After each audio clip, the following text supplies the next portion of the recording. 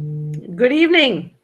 Good evening to all of our followers and friends, our members, our supporters, our sympathizers.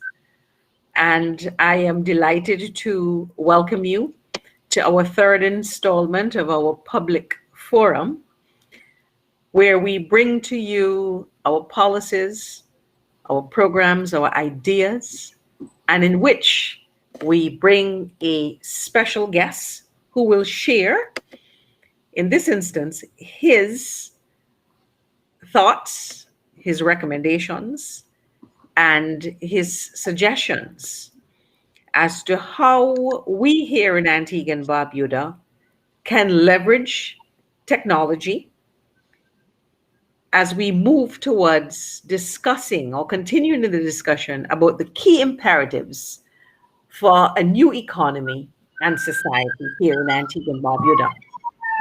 I am Joanne Messiah, your moderator for tonight. We're switching it up a bit, and I'm delighted to be here with you and to play this role.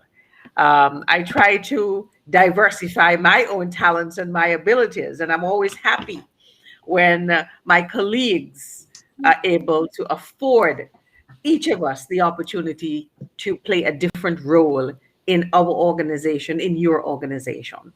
So this evening, I am pleased to welcome to our discussion Mr. Sven James, who is a software engineer specializing in distributed data-driven systems and artificial intelligence.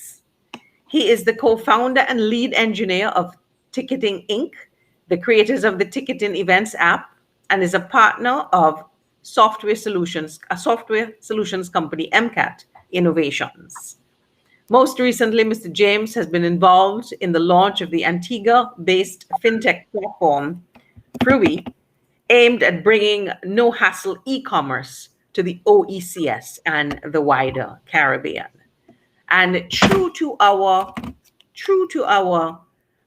promise to you, we are positioning ourselves, you, and our society through our policies and our programs to take advantage of the opportunities which are begging to be exploited in our economy.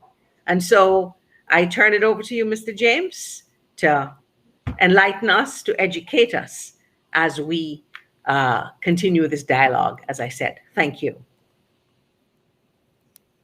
Thank you very much for the introduction, Ms. Messiah, and thank you for having me as a guest this evening. I'm just going to go ahead and share my screen.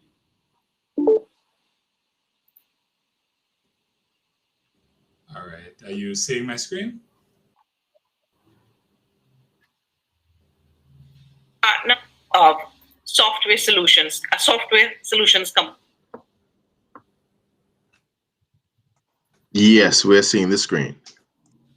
Okay, wonderful. Thank you. All right, so I'll jump right into it. So this evening, I just kind of wanted to give a presentation on the present and future of the software industry in Antigua and Barbuda. I'll start off with a kind of overview, generally what etc. The state of the industry in Antigua and Barbuda, what exists, and some of the challenges being faced. I think we're having some audio issues, Louis. I actually think it was a connection issue. Looks like Sven dropped out.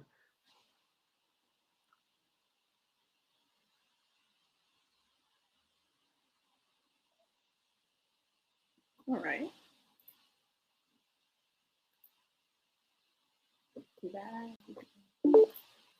All right, it looks as if we are back. Hey, Sven, looks like we lost you there for a minute. gone? Was I gone? Yeah. Yeah, you were.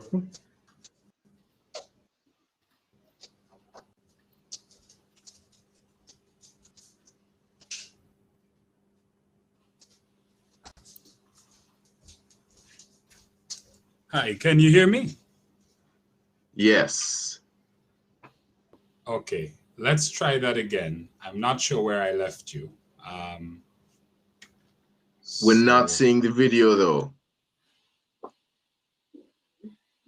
All right, got it now. all right, so you have the presentation? Yes. Okay, wonderful. All right, so I was just reintroducing myself, and so I already did a good job. So I was just saying that I'm primarily a software engineer by training with some specialization in evolutionary and adaptive systems and artificial intelligence. I've been a freelance software developer for almost a decade now, and have also been involved in a few startups, namely ticketing events. And as was mentioned, the Fruby Pay app is my most recent endeavor. So I'm going to jump into the presentation. I don't know if you heard my introduction, but in case you didn't, just quickly, I'm going to just present an overview of software engineering in general and kind of talk about what it is, some of common misconceptions. I'm then going to look at the state of the industry in Antigua and Barbuda specifically, kind of what exists at present, some of the challenges being faced. And I'll conclude with a look into the future of software engineering, the opportunities that are presenting themselves, and kind of what we need to do in order to position ourselves as a nation to take advantage of those opportunities. All right, so I'll just start with what is ICT. ICT is a common buzzword that we hear thrown around all the time, but I feel like there's often not a great understanding of exactly what it is. So it stands for Information Communications Technology. And it's essentially any system that deals with the transformation of raw data without any meaning into information which has meaning and can be used to empower decision makers. So I don't know if that helps clarify it at all, but that just shows you how broad the field is. So any process, any technology, any hardware, any software that transforms raw numerical or text data into something useful is classified under ICT. It's a broad field with hundreds of disciplines. And as such, not everyone in ICT can solve every computer-related problem. Someone might be a hardware specialist to fix computers. Someone else might be able to use word processors and spreadsheet software. Someone else can create a website, write some software, program a fridge, for example. So it's a wide field with many different aspects to it. And to kind of compare it to industries, if you think about transportation, you might have drivers, mechanics, and engineers. And while all of them have something to do with moving people from A to B, you necessarily ask the driver to fix your car or the engineer to change your oil. They may all know about cars, but they have their specialities and their disciplines. And the same in hospitality, you'll have chefs, you have waiters, you have bartenders. And in ICT, it's no different. There's a lot of different disciplines, and they all work under the same umbrella, but doing different things. So tonight, specifically, I want to talk a little bit about software engineering, software development, which is a discipline within ICT, or probably even a set of disciplines within ICT.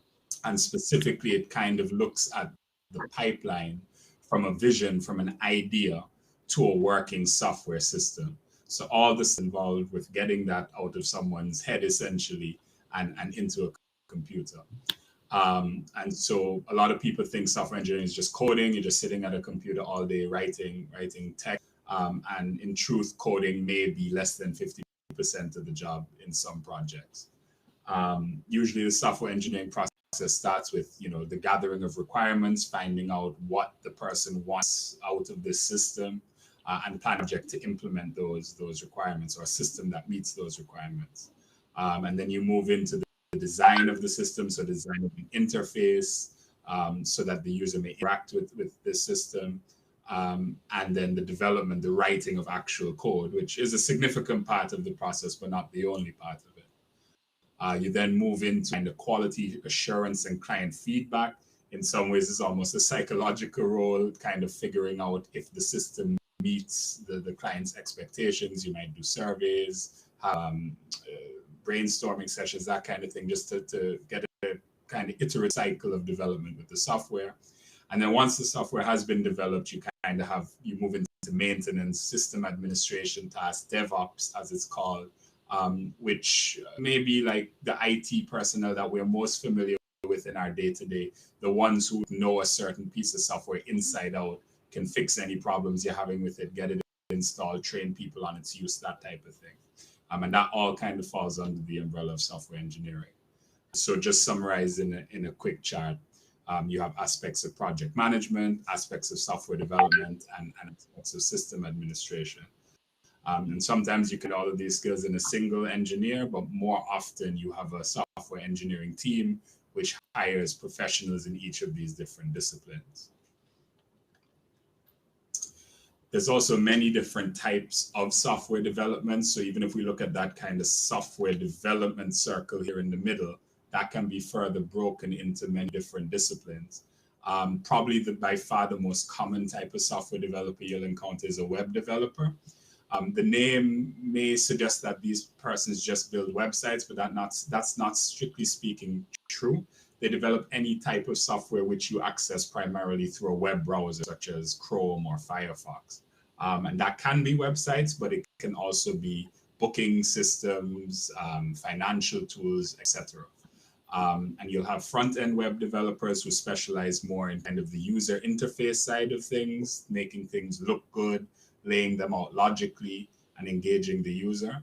You'll have back-end developers who focus more on manipulating the data, turning that data into information, storing it in a sensible, coherent way. And full-stack developers kind of do a bit of both.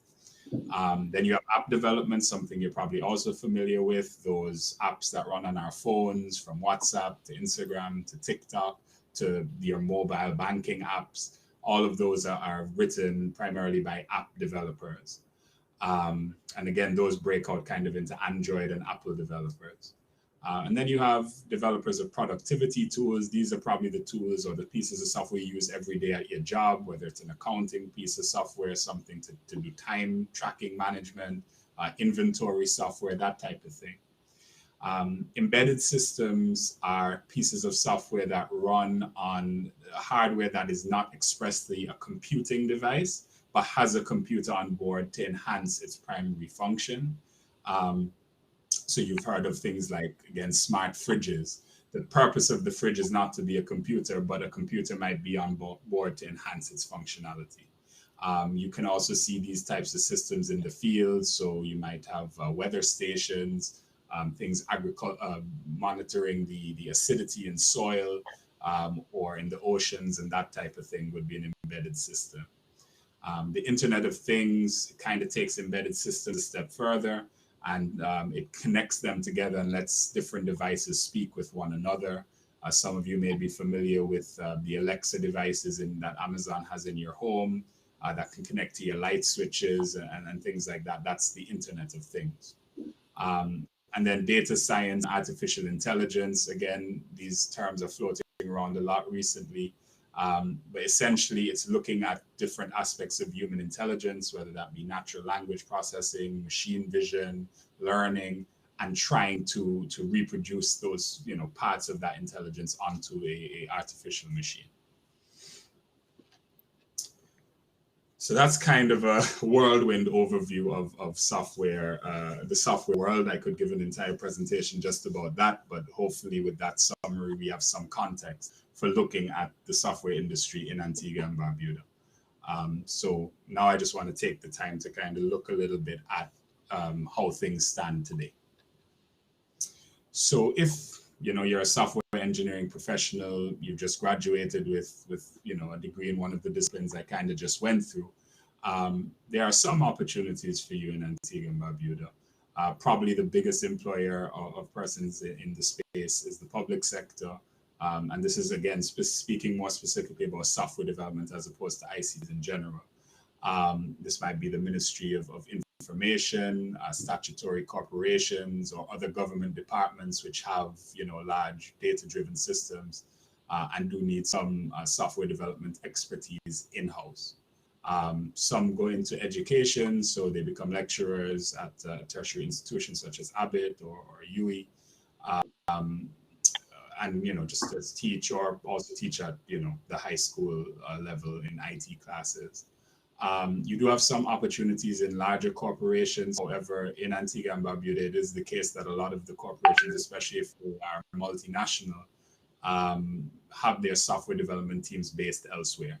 And Antigua tends not to be the place where a lot of the software development staff are located in those setups. You'll find some opportunities at small and medium-sized enterprises. There aren't very many that sole focus is in software, but there are a handful. And then if you can't necessarily find a job working for a pre-existing entity, whether it be public, private sector, another opportunity available to you is the entrepreneurial path. Many in the field have taken this path as of late, and on the next slide, I'll go through some of the projects being worked on within the software development community. But this is essentially starting your own business, identifying a problem and solving it. It's definitely an opportunity for young software developers, but not always the most viable one for a number of reasons, which I'll look at in a little bit. There are also the possibility of taking part in incubator programs. One example of this is the Antigua Barbuda Science and Innovation Park. Again, these aren't as numerous as they would be in other markets, but it is an opportunity for software engineers to meet other like-minded individuals and perhaps out of that get into entrepreneurship and kind of look at some of the other options in this list. And then finally, if all of that fails, there is the route of just freelancing. So in that case, you're pretty much a contract worker. You seek contracts either locally in Antigua and Barbuda or abroad, execute them for a fixed period of time, and then move on to the next job. This can be very lucrative, but it's also quite, doesn't provide us the stability that some are looking for. So some options and opportunities do currently exist, although they are limited. Just talking a little bit more about startups, I've just pulled a sampling of some of the startups that are currently existing in Antigua, just to give a little bit of an idea that there is a kind of fledgling ecosystem that just kind of needs that push and that injection to get to the next level. You'll see you have like from realty apps, Quick Serve is a fast food or a restaurant delivery app that will bring food to your door. Pack does the same thing, but for groceries. Ticketing, you can buy event tickets online, Pocket Antigua, and the local app and directory apps, which let you know what's going on around the island and then connect you to, shopping, restaurants, that type of thing. And FubiPay is a fintech platform allowing small businesses to accept payments online in Eastern Caribbean dollars. So this is just a few of them. There are more. And it's just to highlight that there's a diverse range of persons working on many different projects within the startup ecosystem. There are, however, some major challenges facing the software industry in Antigua and Barbuda at present, and it's really preventing persons from going to that next level, whether it be in entrepreneurship or even in their careers working within an existing entity. So in terms of entrepreneurship, for one thing, having a really small market in Antigua means you have a very small user base. If you start a startup in the United States and you capture 0.5% of the market, you're looking at almost 2 million users. If you do the same thing in Antigua, you're looking at 500 users. And unfortunately, 500 users in a business which usually has very low margins is not enough to kind of get to the economies of scale that let you expand.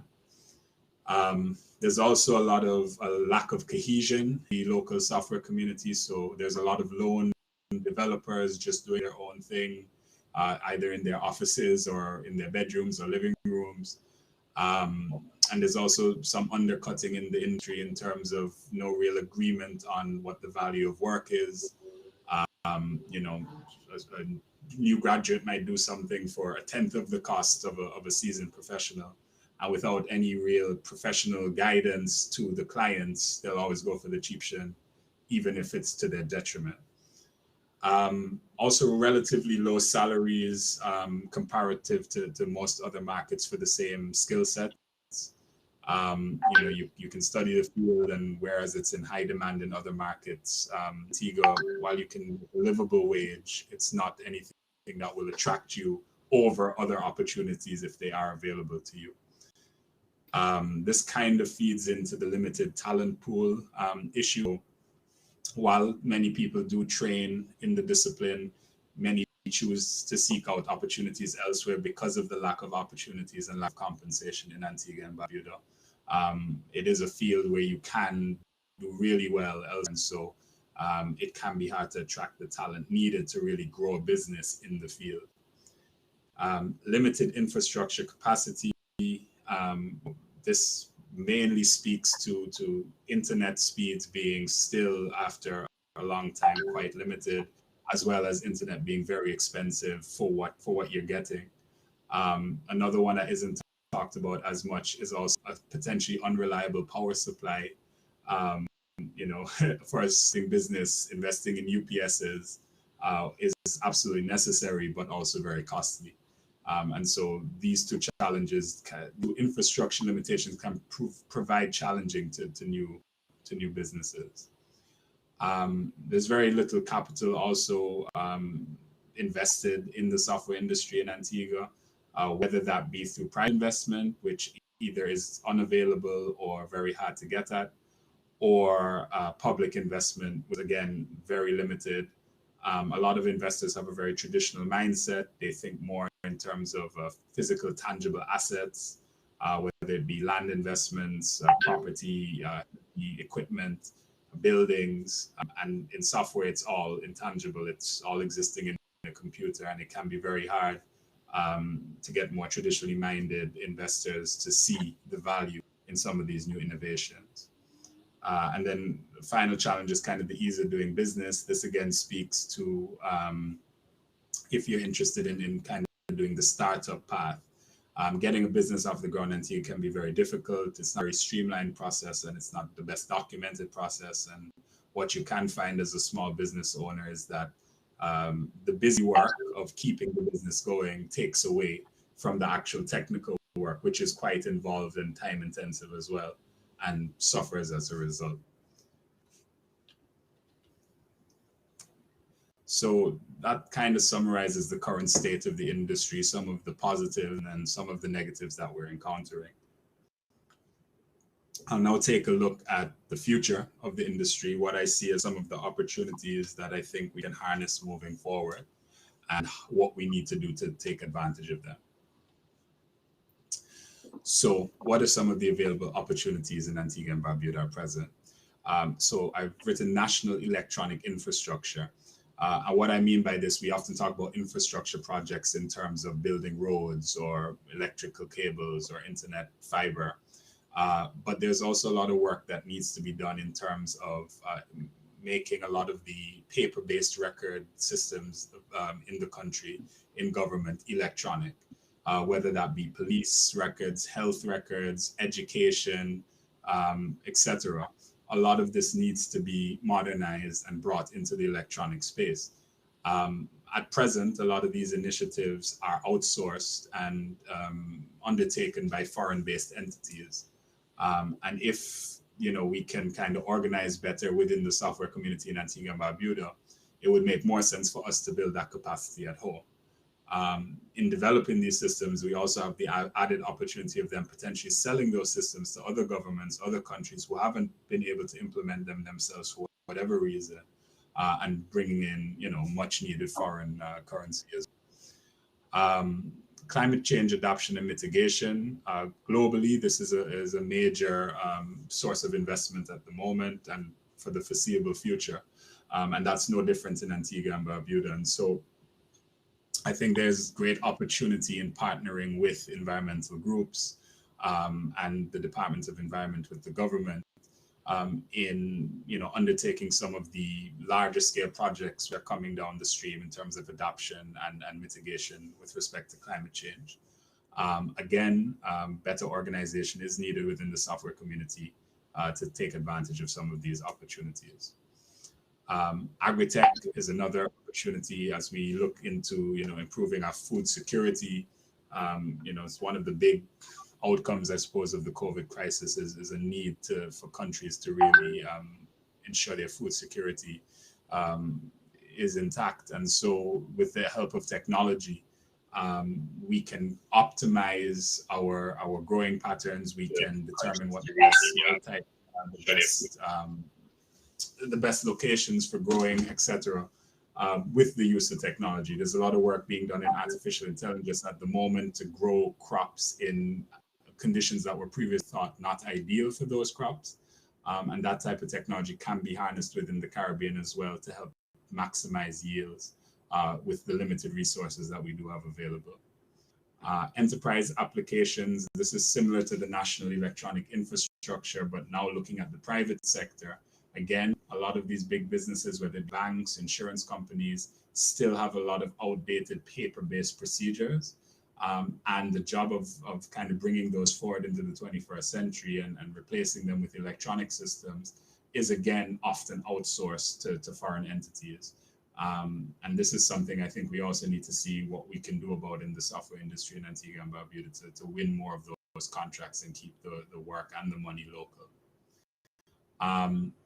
Tech kind of follows on that, but again, as an outcome of the COVID crisis, the way that we do business has changed. There are going to naturally be less in-person transactions, but as we also noticed during the crisis, some of the tools available to us within the region to do these virtual transactions are quite lacking. And so I think there is a big opportunity within the next few years to really get a few fintech solutions together and move more businesses online, not only within Antigua, but to allow for more intra-regional commerce. Consumer apps, these kind of are applications on mobile phones targeted at end users, things to make their lives easier, whether it's doing their grocery shopping, paying their bills, kind of the mundane day-to-day tasks. How can they be made easier? This could also include multimedia and entertainment. But there is a lot of opportunity, I think, for creating products for Caribbean people, by Caribbean people. And this is an opportunity, I think, that we need to take advantage of. And finally, opportunity which really exists anywhere in the world, and Antigua is no different, is working remotely and having work outsourced to us. There's lots of work available around the world for different businesses, different governments, different organizations. And there's no reason teams within Antigua can't bid on and win those contracts. And again, by undertaking a lot of this work, you can develop products and partnerships that you can then go on to sell to other clients and have a sustainable revenue stream in that way. We have a few natural advantages with our location, though, if I'm being honest, not many. But some of those natural advantages are there's a lot of unsolved problems within the region. There are places in the world where it feels like a lot of the major problems have already been solved. That isn't necessarily the case within our region. And so where there are problems, there are opportunities for software developers to solve them. There's also overlooked niches. So you may have a frustration of using a software and wishing it had a particular feature which would be really applicable to your situation. But within the region, the software created by large corporations, we often get overlooked because it's just not worth it for them to solve our problems. And so solving the kind of specialized problems that we in the region face is an advantage that we would have over developers anywhere else. We're on the ground, we know the situation, and we know how to solve the problems. With regards to outsourced work, our wages, while not as low as some developing nations in the Eastern Hemisphere especially, is lower than, several times lower than a software developer in Europe or North America. And so if our talent is on par and we're competing for the same jobs, those lower wages, even at even if we increase wages locally, will still be very competitive. We're also in a favorable geographic location in terms of, again, outsourcing. We're on the same time zone as the eastern coast of America, and we're not so far away from either the western coast of America or Europe. Also, being an English-speaking country has its advantages, and so we can compete provided we have the aptitude and infrastructure available with contractors in any part of the world. And then that kind of ends our natural advantages in Antigua and Barbuda. But the truth of the matter with software development globally is there's far more work than workers. The demand for software engineers pretty much outstrips supply in every market. And so if you have a team of competent developers with experience within a certain field, they can win contracts. And it doesn't even matter if the prices are the same or more than other contractors, because there's simply more work than there are workers. And so really building this capacity within the island is a great way for us to be earning revenue and bringing revenue into the country. So just how can we overcome some of the challenges that we're currently facing in order to capitalize on these opportunities? One way is probably a greater focus on business-to-business solutions versus business-to-consumer solutions. A lot of new entrepreneurs are trying to focus on sharing a very small market in Antigua and Barbuda, whereas business customers, you only need one to really, make your business. If you get a good piece of software and you're engaged by a large corporation, you only need one customer. And so competing for that business is probably a better starting point than for the consumer market, at least at the present. If you do want to focus on consumers, however, we should think about scaling for the region. Antigua by itself is a small market, but if we look at the English-speaking Caribbean, we're looking at almost 5 million people. And if we're looking at the Caribbean as a whole, we're approaching 40 million people. And those markets make a lot more sense for a consumer-facing app. So kind of thinking about your business in a regional sense is a better recipe for success. We need to have increased collaboration within the software community locally. Again, as I said, there's a lot of fragmentation, cannibalization.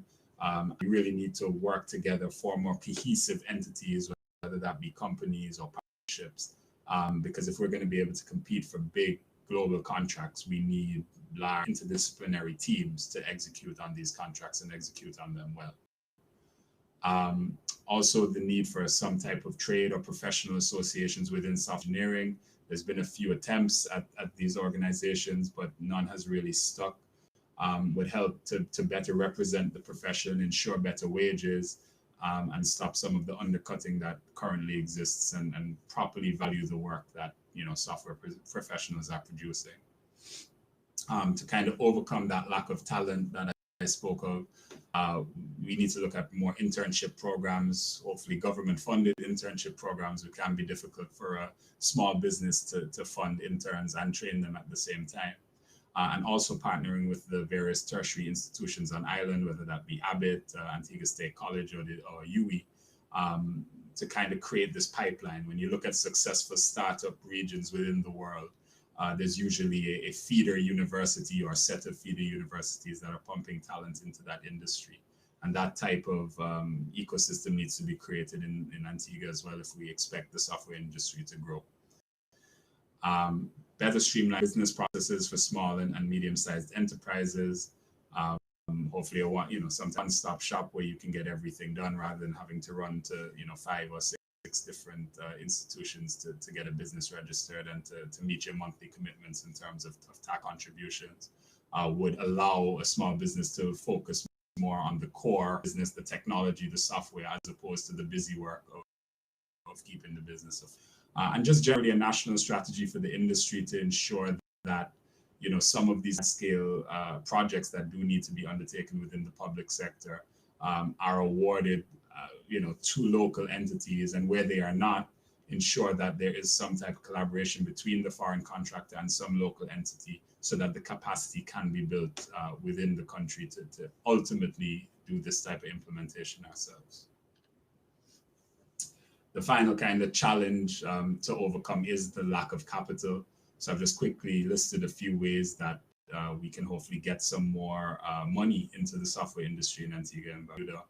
Most persons currently just do bootstrapping, so they'll take on a small project, use the money from that to fund the actual passion project or the actual business idea that they have. But that can also become an endless loop of taking on contracts to, do incrementally more work on the core business, which takes a long time. There could be more pooling of resources, so that fragmentation within the software community, if that can be overcome, hopefully the resources can also be pooled to create a bigger, fund for development and execution of projects. Hackathons and pitch competitions, again, are ways that money can be made. The prize monies from these do add up. And if we can put together teams that compete in these types of competitions on a regular basis, that can form a fund that can then go on to fund some software development projects within the region. There are also development grants available in kind of target areas. Again, agriculture, climate change tend to be two of the big ones that come up frequently. And so if you're in that field or there's an interest in that field, applying for some of these grants can really get a business off the ground. Also, if we can engage the diaspora and attract some investment, persons who might be living abroad maybe will have a less conservative mentality in terms of investing in software startups. It's something they might be more used to. If we can get them to invest back into the country through these types of initiatives, we can see growth within the industry. Private lending, again, the banks think most in terms of capital, physical capital assets, buildings, heavy duty vehicles. Even filling out a form for funding at a bank as a software company can be puzzling because half of the questions don't even apply to a software business. And so modernizing private lending could certainly help grow the industry. And finally, bigger availability of public sector funding, whether that's in terms of grants or low interest or interest-free loans. There's very few options, and the options that do exist have a lot of conditions attached. And so having a better look at public sector funding for software development and the software industry in general would be a good step in helping to grow the industry. So yeah, that does it for my presentation for tonight. I hope it was informative and you have a better understanding not only of software development and software engineering in general, but also of the software industry in Antigua and Barbuda and where it can hopefully go in the next 10, 20 years. Thank you.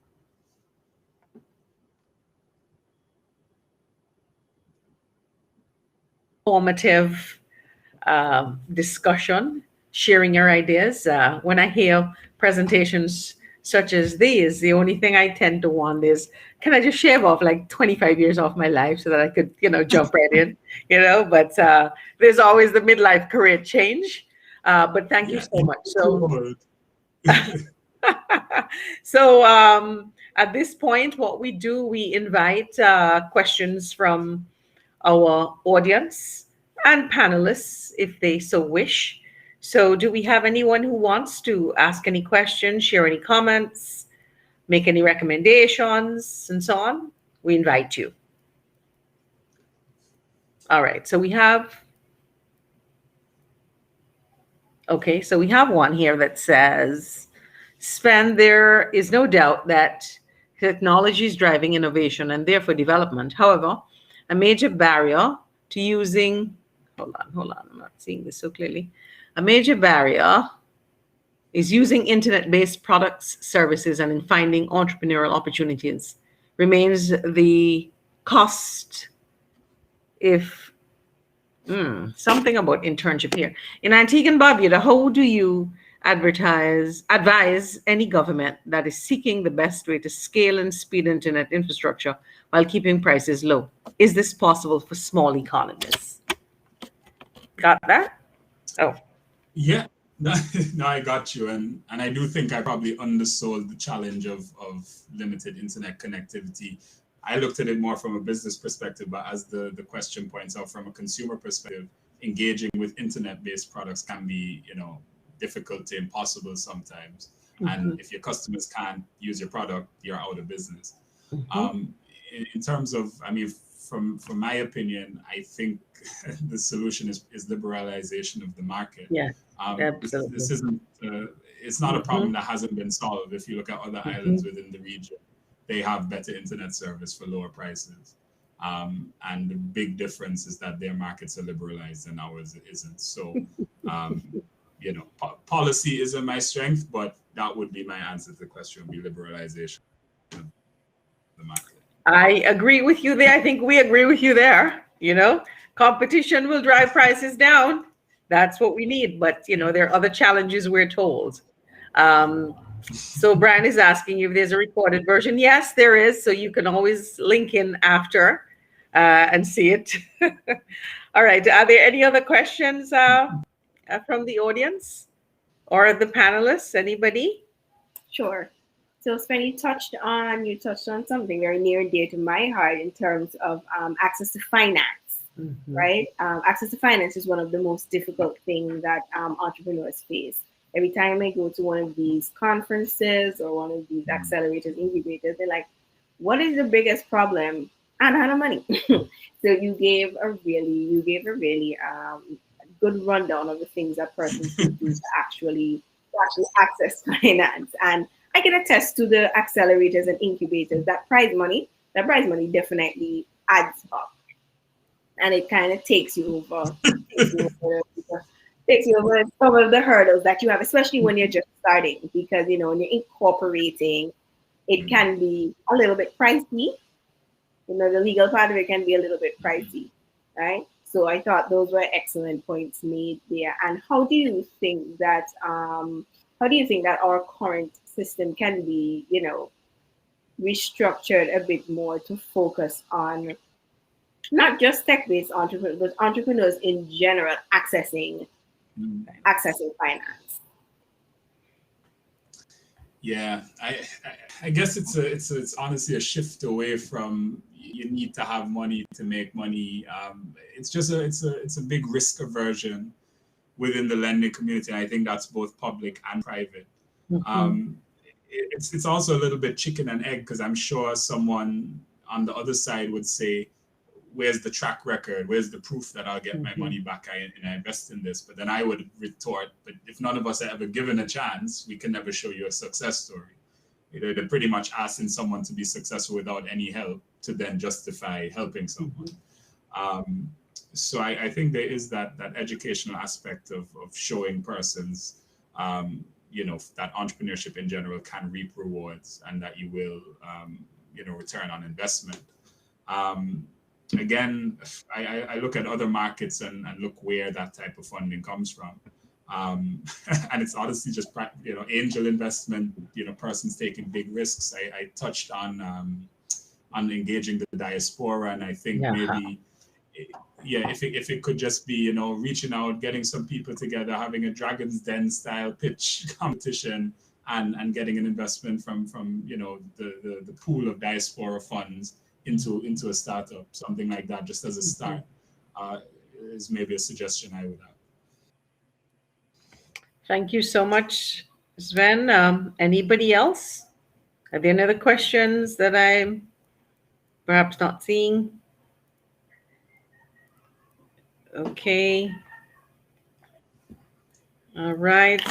Well, Sven, as we said, we are certainly thankful, certainly very appreciative that you have shared with us so expansively, so intensively to highlight opportunities within the industry, the sector, the challenges, as well as the future. Some of the suggestions that you made certainly are in keeping with some of the ideas that we have. I particularly like your suggestion to sort of, my words, to leverage opportunities within the diaspora, as well as the internship programs at UE and other institutions of learning and so on. And the whole presentation really highlighted just how many opportunities are there unexploited for us here in Antigua and Barbuda, certainly in small island developing states, but we're focusing on Antigua and Barbuda as we speak. And I just trust that, I know schools have this career day initiative that they have. And I think it is programs such as these that really could have our young people thinking more broadly. But again, the core curriculum of the Ministry of Education has to shift. It has to change if we are seeking to broaden opportunities within the economic space in Antigua and Barbuda. I see we have a message here from Ernest, and it says, Sven, good night. This is Benji. Congrats on your presentation. You mentioned work that hands, what kind of training, I guess, do you recommend? What kind of training? Again, I guess it's a hard question because there's so many sub-disciplines within the field, but I would say you don't necessarily need a thorough 5-year university to get your foot in the door in this industry. Maybe more so than many others. You can take, honestly, free courses online every night after work, start off becoming a coder, proficient in a single programming language, write an app in your free time or a website in your free time, and just keep incrementing from there. I have a personal experience, not myself, but an intern that I had was working in a bank, had only done an associate's degree in economics, taught herself to code, created an app that resulted in her getting an internship and later a job with my firm. And she's gone on now to have a career in software development, and is like the lead developer in her team now. So wonderful. It's completely possible. So in terms of training, I'm happy to share resources. But if you just go onto Google, search, I don't know, Python programming, for example, that's a starting point, and you can go from there. Thank you very much. Thank you so much. Well, if there are no further comments or questions from our audience, Sven, we want to thank you so much again for your thorough presentation, and we shall be in touch. We will continue to communicate with you, certainly as we develop our things on our end. So I know it's late where you are. We appreciate the sacrifices that you'd have made, and we wish you well. Thank you so much. Thank you. Thank you for having me. It was a pleasure. Thank you. Wonderful. Okay, so consistent with how we our public forum unfolds, we are going to move right into our presentations on our end, and I'm going to invite our colleague Louis Rivera to go first in the lineup and to share his presentation with us. Louis, over to you. Thank you so much, Madam Leda. So tonight's all about technology, and I will be sharing some opportunities that may be available with regards to new technology that has been the buzz recently. So I think I may have to turn the camera off based on my internet speed, but maybe not. So we'll see how it goes. All right. So tonight I'm going to be speaking about the opportunities that exist now on the blockchain. So let's get right into it. So what is a blockchain? Well, I'm sure everybody's been hearing about blockchain this, blockchain that. We've had some real life experience, especially given the fact that the Eastern Caribbean Central Bank has released their Dcash, which is also on a blockchain. So I'm sure lots of people want to know, what is a blockchain? So it's a specific type of database, and it differs from the traditional types of databases in the way that it stores information. So what it does, it stores a certain amount of information in a packet called a block. and then further information is packaged onto that block, and then onto that block, and then onto that block. So as new data comes in, it's entered into a fresh block, and once that block is filled with data, it gets put onto the chain of blocks that came before it. So this is done in chronological order, and that's where it gets the name blockchain from. So there are lots of different type of information that can be stored on a blockchain. So far, the most common use is for a ledger of transactions that is just recording regular transactions that happen across a currency. So the most popular example right now is called Bitcoin. I'm sure that's been a buzzword everywhere, especially recently with all the increased volatility involving Elon Musk. But in Bitcoin's case, the blockchain is used in a decentralized way so that no single person or group has control. Rather, the collective has control over how those transactions are processed. So you don't necessarily have to depend on one institution getting it right to put through those transactions.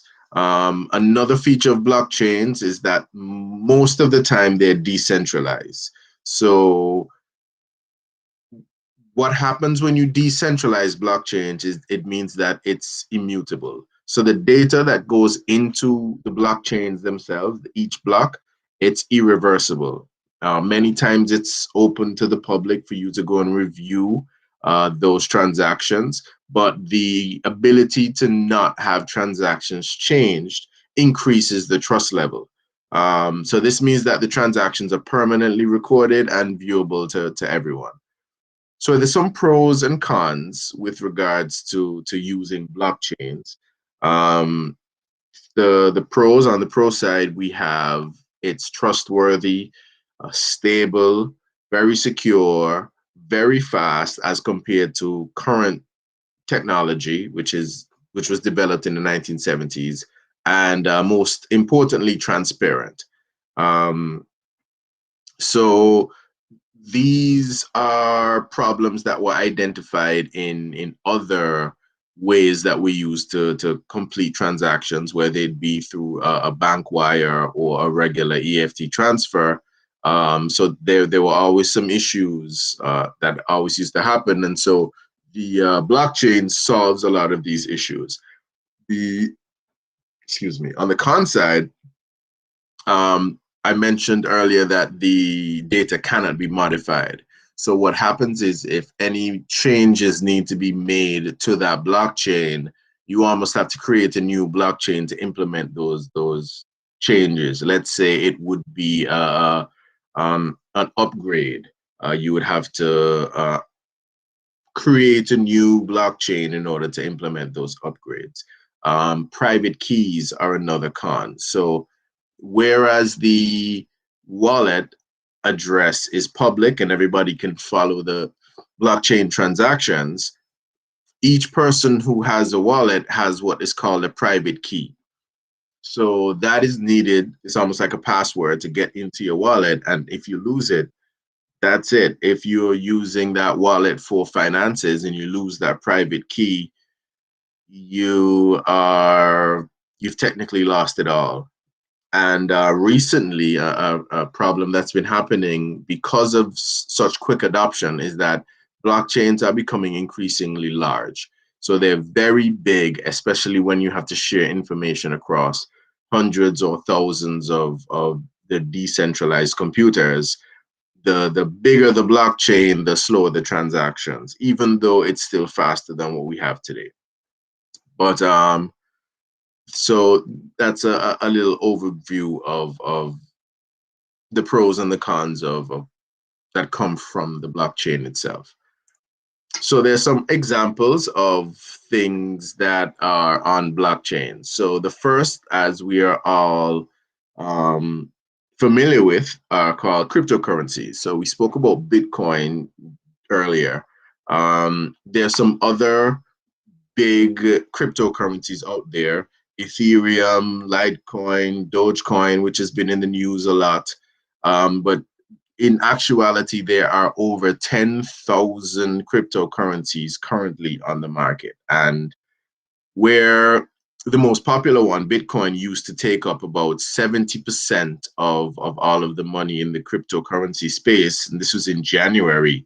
Currently, in June, it's only about 40%. So there are lots of other cryptocurrencies that are catching up, but not all are designed to compete with Bitcoin. So cryptocurrencies are a digital or virtual currency that uses cryptography, which makes it difficult to hack or counterfeit. This is a security feature. Cryptocurrencies can be divided into two main areas: tokens versus coins. So for instance, Bitcoin and Litecoin and Dogecoin, those aim to have features of money to process transactions.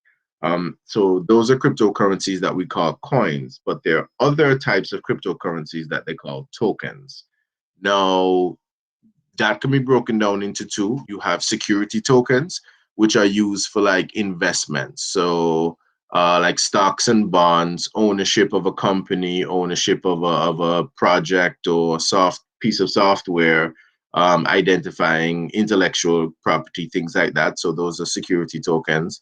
And the utility tokens, those are like, if you were to think about when you go into an arcade, you exchange your money for tokens to play just in the arcade. There are some cryptocurrencies that are simply just used as tokens to be used as part of a service. But the most popular cryptocurrencies are the coins, which aim to challenge the traditional financial space. Another blockchain entity is called an NFT, and those have been in the news a lot lately. Those are called non-fungible tokens. That's what NFT stands for. And basically, all that is that it's data stored on a blockchain that certifies that a digital asset is unique and it can be used to represent proof of ownership of that digital asset. So let's say, for instance, digital pictures, video, audio, all types of digital files. And recently, you've been having an explosion with regards to people treating these digital NFTs as collectibles. Another iteration has been using NFTs for in-game purchases that people have on their cross-platform games. So NFTs have been released to actually be used inside of games. It could be, you know, a change of a character's clothing set or a new weapon in a game, for example. So also, I think Nike has been exploring putting NFTs in sneakers for the future, so that, yeah, actually encoding the NFTs into the pair of sneakers, that proves that this maybe was a generation one, it's real. Also, those NFTs within those sneakers become more collectible because each one will be different. So there is a lot of room for growth in the NFT space. People have been using it, for instance, for redeemable training programs, etc. So another blockchain entity is called smart contracts. And Ethereum, which is also a cryptocurrency, is one of the biggest smart contract blockchains in the world. Sorry, the biggest, actually. And this is actually where the opportunity comes in for governments to take advantage of blockchain technology, because all a smart contract is just a programmable transaction. So you can use it, for example, and these are actual examples that exist. So some governments have used it for national ID systems, which make KYC and other compliance issues easier. They've used it for streamlining of educational achievements. So for instance, all of your grades and your degrees and your attainments across your life are placed on this blockchain, which makes it easily verifiable. So you don't always have to go back and ask for a transcript and apply over and over and over again for any future opportunities. All of these just are on a blockchain.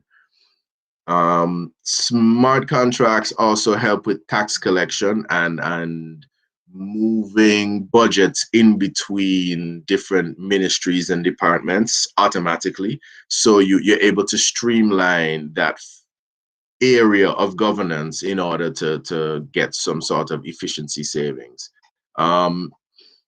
Recently, you've had a lot of smart contracts being used in energy management, where power companies have to shift power generation from their production side to their consumers using different types of power generation mechanisms. Let's say diesel generators, solar, and new renewable technologies. And they use smart contracts on a blockchain to automatically switch. So the consumers get an uninterrupted power supply while they're able to move the differing sources of electricity back and forth almost seamlessly. Currently implemented widely across the United States are blockchains that are storing patient data with respect to healthcare.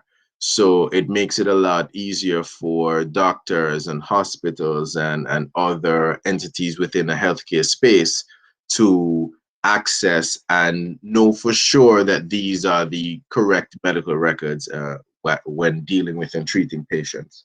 Other examples include title management for real estate, claims processing and insurance, and some small trade finance here or there. But smart contracts are what can actually help any government make governance a lot more efficient and hopefully pass those savings on to the people in maybe tax cuts, etc.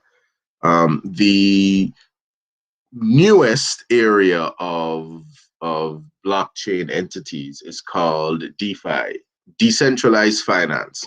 So what this is that this actually is part of, well, they exist on top of blockchains that are all smart contracts.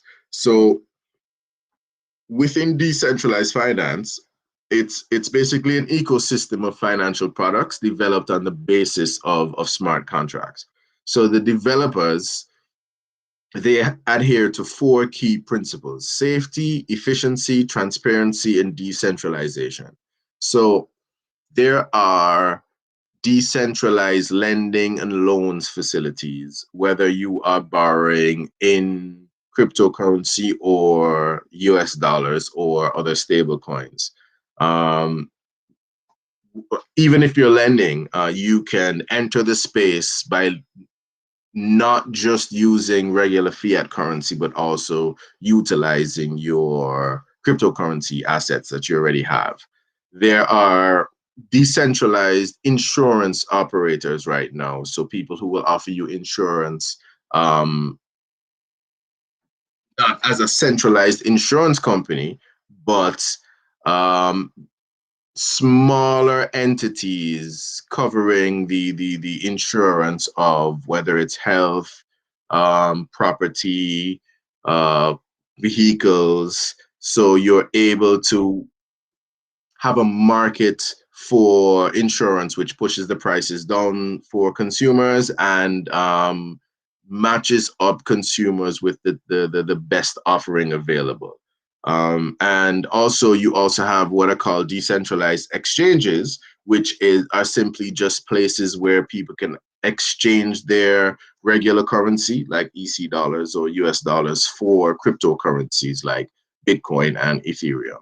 So those are the 3 major areas of what people would call decentralized finance. And currently, anyone can trade, borrow, get insurance policies in a decentralized way, which always end up being faster and cheaper by using and implementing and adopting blockchain technologies. So these 4 areas are actually the places where the opportunities for growth within the blockchain industry can help Antigua and Barbuda. So now for a lot of this, the infrastructure will be needed. However, if you are trying to get into crypto investing, if you are an artist and you think that using NFTs to secure your copyright is a way forward, if you are entering the programmable space or want to make your entity or government department or statutory corporation more efficient, smart contracts are the way to go. And definitely decentralized finance, which is actually starting to disrupt traditional finance in a real way.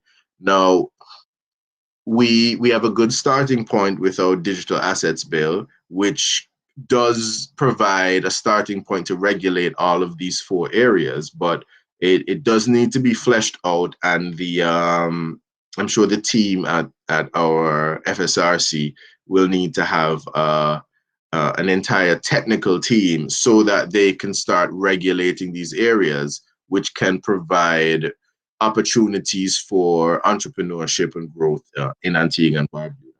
I did my best to try and make it as short as possible because I figured people would have more questions than me just going on ranting. So I just want to say thank you for coming to my TED Talk, and and just understand that there are lots of opportunities that are available within the blockchain space, whether you decide it's going to be a cryptocurrency or not. Thank you very much, colleague Louis. Thank you. Concise and tight. I Yes. now invite the audience, if you have any questions for our colleague Louis, if you have any comments, we invite you to drop them. And always feel free to drop our orange heart emojis or our rose, which is our symbol. So if there are any questions, we invite you. We invite you. What we try to do, as you know, within the DNA, we are about leveraging opportunities. We're about engaging with the public on different platforms so that you can have an opportunity to share your ideas, your comments, to interrogate anything that we say. But it is important for us in our space, what we do as a political party, to be on top of the issues that are current, not only nationally, but regionally, internationally. And for us, we are of a view that we must diversify our economy. We must change things, change around, I should say, things how we've done them, because we cannot simply do the same old thing all the time. And what we do in these fora, we expose you to the broad and diverse talents and skill pools that our team members have, so that you can be assured that in government, as much as a lot of our colleagues are new, fresh, and dynamic, and sometimes our opponents will try to use that as a negative, we want you to know that these representatives in waiting bring real life experiences, or will bring real life experiences to government, that our concept is new, it is fresh, it is inclusive, it is consultative, as we foresee the new kind of politics and the different style of leadership which the DNA is offering the people of Antigua and Barbuda. All right, so Denise is watching. Marvin says, great presentation. And Vada, thank you for those hearts and those roses. That is the DNA. Thank you so much. All right, maybe as we go along, there will be other questions. Maybe you're just holding it, you're absorbing it, and so on. But thank you for staying tuned and locked. So we're going to move to our next presentation, because as you know, we are discussing key imperatives for the new economy and society in Antigua and Barbuda. COVID, as Sven said, has presented as challenging as it is, as heart-wrenching as it is for many people, as much as we, beyond having cabin fever, and we want the state of emergency to end and the lockdown and the curfew to be relaxed. COVID has forced many people to look inside themselves and to allow those creative and entrepreneurial hidden talents to emerge big time. And that is what we want to harness, to support, to finance in a new economy and society. So, without further ado, I'm going to invite colleague Gamil Joyce to share with us his presentation that deals with technology in the agri space. Gamil, over to you.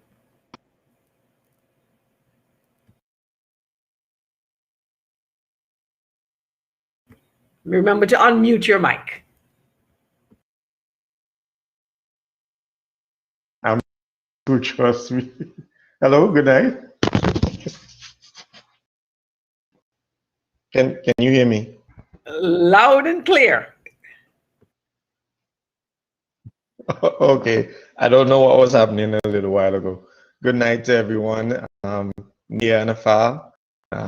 Thank you for being here with us tonight. And as Madam Leader mentioned before, tonight we're focusing on technology. But what I am going to do is to integrate how technology affects agriculture. And many of you may know that agriculture is a sweetheart of mine. Weird enough, that's not my background, but I have been in the field of agriculture for over 10 years now. And it's a case where technology in any modern day agriculture role plays a role in the way how agriculture is progressing in any developing country. And weird enough, Sven mentioned Agritech, which is a major, which plays a major role in agriculture in this modern day and age. It's a case where many countries, especially developing countries, are trying to find better ways of managing agriculture. And of course, growing the sector is important for the development of any wants to show that it has some level of independence. But we have to understand, first of all, what role does technology play in agriculture, and also some of the limitations that we will face. The reality of it is that with agriculture, it's a mixture of for base technology and science. And what do I mean by that? Data is very important, data collection, development, and all these different things. Now, for a country that's trying to grow the agriculture sector, one of the most fundamental things to have in place is data. And where technology plays a role in this, it is important to make sure that you understand the history of what you natural resources and also human resources. And added to that, it's a case where we have to understand how we can improve on using these resources. Now, given the fact that Antigua is a country with limited natural resources pertaining to water, especially in other countries like Israel, I should say in the Middle East, they have found ways of developing their agriculture sector with the limitations of water. And there are many types of technology in agriculture. For instance, you have hydroponics, aquaponics, and so on. which we already practice here, but there's still a lot of room for development that we can do it on a larger scale. The fact remains is that we still teach agriculture in the schools and in college as a basic technical subject, which it is not. And there are many opportunities within the agriculture sector for individuals to capitalize on it. And individuals like myself who may do a little bit of farming can also offer our expertise in agriculture. So as anyone who's in tech, they can work along with farmers to offer GPS, data collection, security, data transfer. And when I say data transfer, as in communication between the ministry, farmers, and other stakeholders, there's so many opportunities. And we can always break those down into subsections that can show how it would the overall economy. Now, for agriculture, it's mostly individuals because the fact that we are highly regulated here, we're not regulated at all here in agriculture. And so implementing certain aspects of technology would help to bring some sort of regulations towards it, because at least then clear data would be available. So at this point in time, I am familiar with the fact that they are just starting the fundamentals of registering all the farmers, but it's not just about registering farmers. You're going to have to find someone to maintain the necessary information as to the type of crops that we can grow in certain areas, the time of the year, the type of yield, how we can improve on these yields.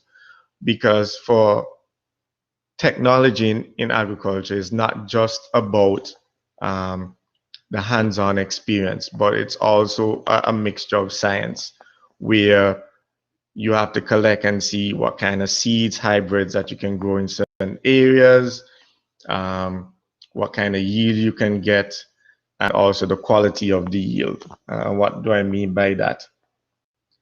In other countries, given the terrain or the temperature or the climates, they would have computer systems actually collect this data, and these management systems would assist in the way how is dispersed and collected, how pesticides are dispersed, all these different things. And all this would have been managed in a controlled environment in a greenhouse. But we are so far away from this type of technology. We have to start with the fundamentals.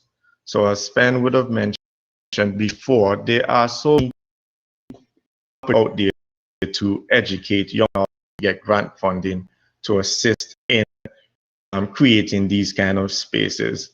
But it has to start from a school level and helping individuals to understand the opportunities that they have available within the agriculture sector. So as I mentioned before, we are at the process of data collection, but then you have to go on to put structures in place to not just create data, but to build on the data that you would have already collected. And what do I mean by that? We already know some of the challenges that we face in agriculture here in Antigua and Barbuda, whether it be failure larceny or security wall, natural disasters, insufficient markets, the list goes on and on. And so for us, we have to understand that once we have collected the fundamental information, that we are now going to have to improve on putting these things in place to mitigate or to curtail some of the flaws that we may have between the farmers and the stakeholders within the agriculture sector. So at this point in time, as I mentioned before, predator larceny is a major issue. How does technology help to curtail this? You can put GPS systems, tracking systems in your livestock. You can put security cameras around your farm. All these would entail having people with technical experience to assist the farmers to put these things in place. Added to this, it's a case where once you would have had your data bank, you would then work along with the Ministry of Agriculture to anyone who is providing a service within the agriculture sector would be registered with the necessary information to show that they are actually providing a service that they created by themselves, or a product, I should say, that they created by themselves. So that's one thing there. Added to that now, given the limitations that a lot of farmers may have, which one is land, two, water, and three, storage, we could find ways of implementing different structural services for our farmers. And what do I mean by that? At this point in time, a lot of farmers still rely on regular ground rainwater or what is provided by a PUA, but that can be very costly. The technology has been out for years now, but the fact remains is that many farmers are still set in the traditional farming methods of putting plow to dirt and growing plants and hoping that they get the best yield. But the reality of it is that we have a lot of technology out there that can assist them in cutting their costs and producing more yield. But once again, you would need someone in data collection and also in software development to help them to put the different management structures in place so they can keep the necessary data. So each time they try a different produce, they can collect the data, and then from there, of course, you try a different method and see which one gives you the best yield, and then you can move forward. Given the fact that the average farmer doesn't have that type of expertise, that is a perfect opportunity for anyone in software development field to assist them with their expertise. Added to that, a lot of farms overseas at this point in time focus a lot on automated management systems. And what this entails is basically a computer system that manages everything. So the farmer can focus on, finances, marketing, and all these different things, because the management system will basically know when it is time to water the crops or when it's time to apply pesticides or herbicides to the crops, because of the different data that it would have there. And of course, it's in a controlled environment. Given the fact that we are drought prone and also hurricane prone, having a strong structured environment to keep our produce in would help to keep some level of security when it comes to these kind of disasters. So there are many opportunities from a technology aspect that we can apply in the agriculture sector. The fact remains is that it would take a significant amount of investment and also education so that individuals can understand the opportunities that are available within the agriculture sector. I know I have my friend, Mr. Joseph, who is online, and he too can attest to the fact that we do not apply enough technology within the agriculture sector here. And we have so much capabilities where farming is concerned, because the fact remains is that we still have some level of land available, but added to that, if we can subsidize it with the technology, we can become dependent when it comes to many type of produce or applications within the agriculture sector. So, my presentation tonight is short and sweet. The fact remains is that we are going to have to take the time out to go back as low as our school systems to educate our children and let them know that, listen, agriculture has so many different opportunities. Last time I was here, I spoke about tourism and education within the agriculture field. This time I'm talking about technology. It's just for the people in the legislative and administrative posts to actually be able to apply some will that we can see some improvement in the agriculture sector. Thank I you. don't know if anyone have any questions or any comments that we can add. Thank you so much, Camille. Colleague Gamil. Colleague and Gamil gets you Camille. A little bit of a tongue twister there. Anyway, thank you so much for that presentation. As we would have said, we use an integrated approach insofar as our presentations gelling into what our guest speakers would share with you. One of the things I also wanted to say, or I would add, I should say, with Camille's presentation, is that in our vision, government has to take the lead in terms of whether we're working in a public-private partnership, but to be more creative and to leverage resources at the level of the agricultural stations, because we have said that in terms of new and emerging technologies, government has to recognize that it can use these agricultural stations as demonstration sites.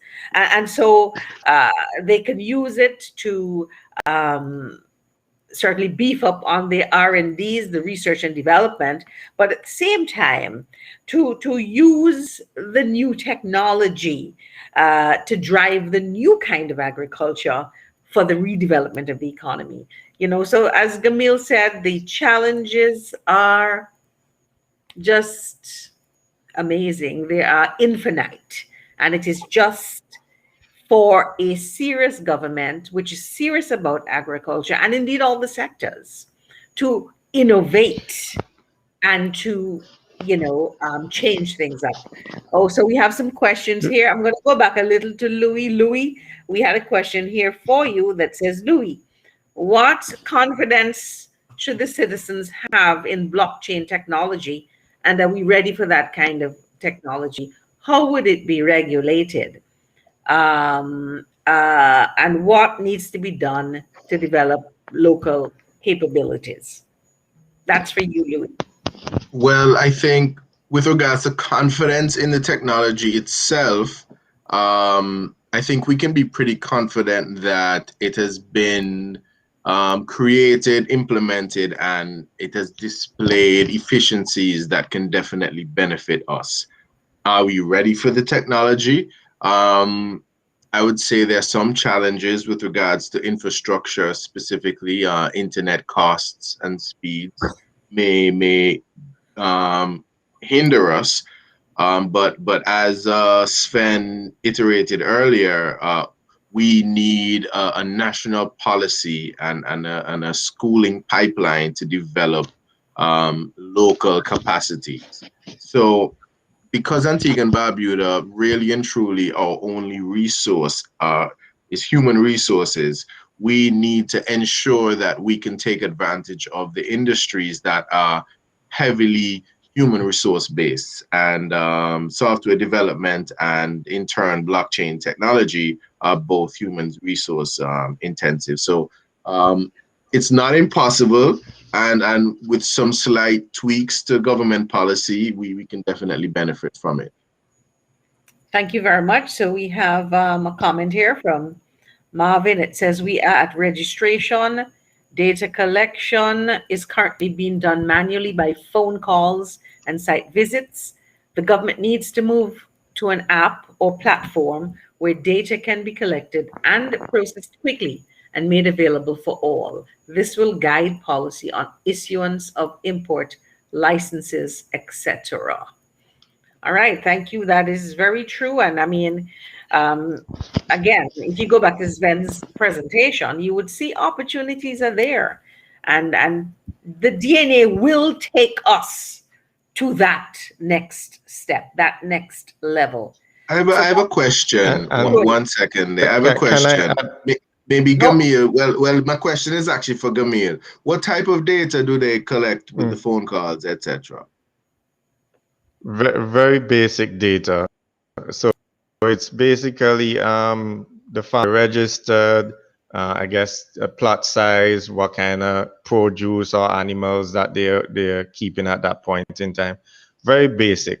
Mr. Joseph can correct me because we all are part of the same organization, but he may have just a little bit more information than I do. But the fact remains is that it's going to take a lot more than just the basic information for us to move forward in the agriculture sector.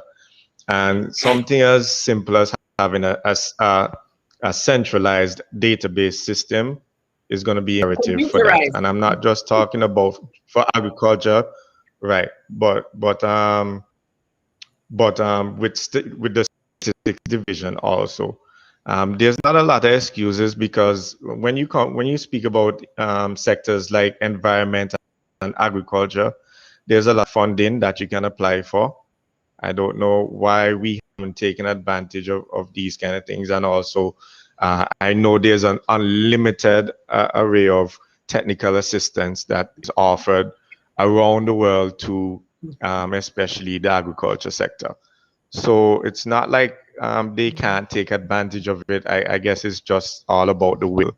And added to that, you'd find that farmers may not be that open to giving the type of information that they need to give. And added to that, we're not regulated, so it's not mandatory. Anywhere in the world that you go, you'll always find that farmers are somewhat reluctant to give out certain type of information. I don't know why, if it's because of tax reasons, because they don't want people to know the type of revenue they're collecting and so on and so forth. But when you when you look at the fact that we are not regulated, it makes it a lot more harder for us to get more accurate information. Like I can almost guarantee that although data is being collected for farmers, you would find that it would more be data for farmers that would be supervised by an extension officer, and not so much the backyard farmer that may have an acre or two of farmland on their property, and they're practicing farming with chemicals and everything else within their own private premises.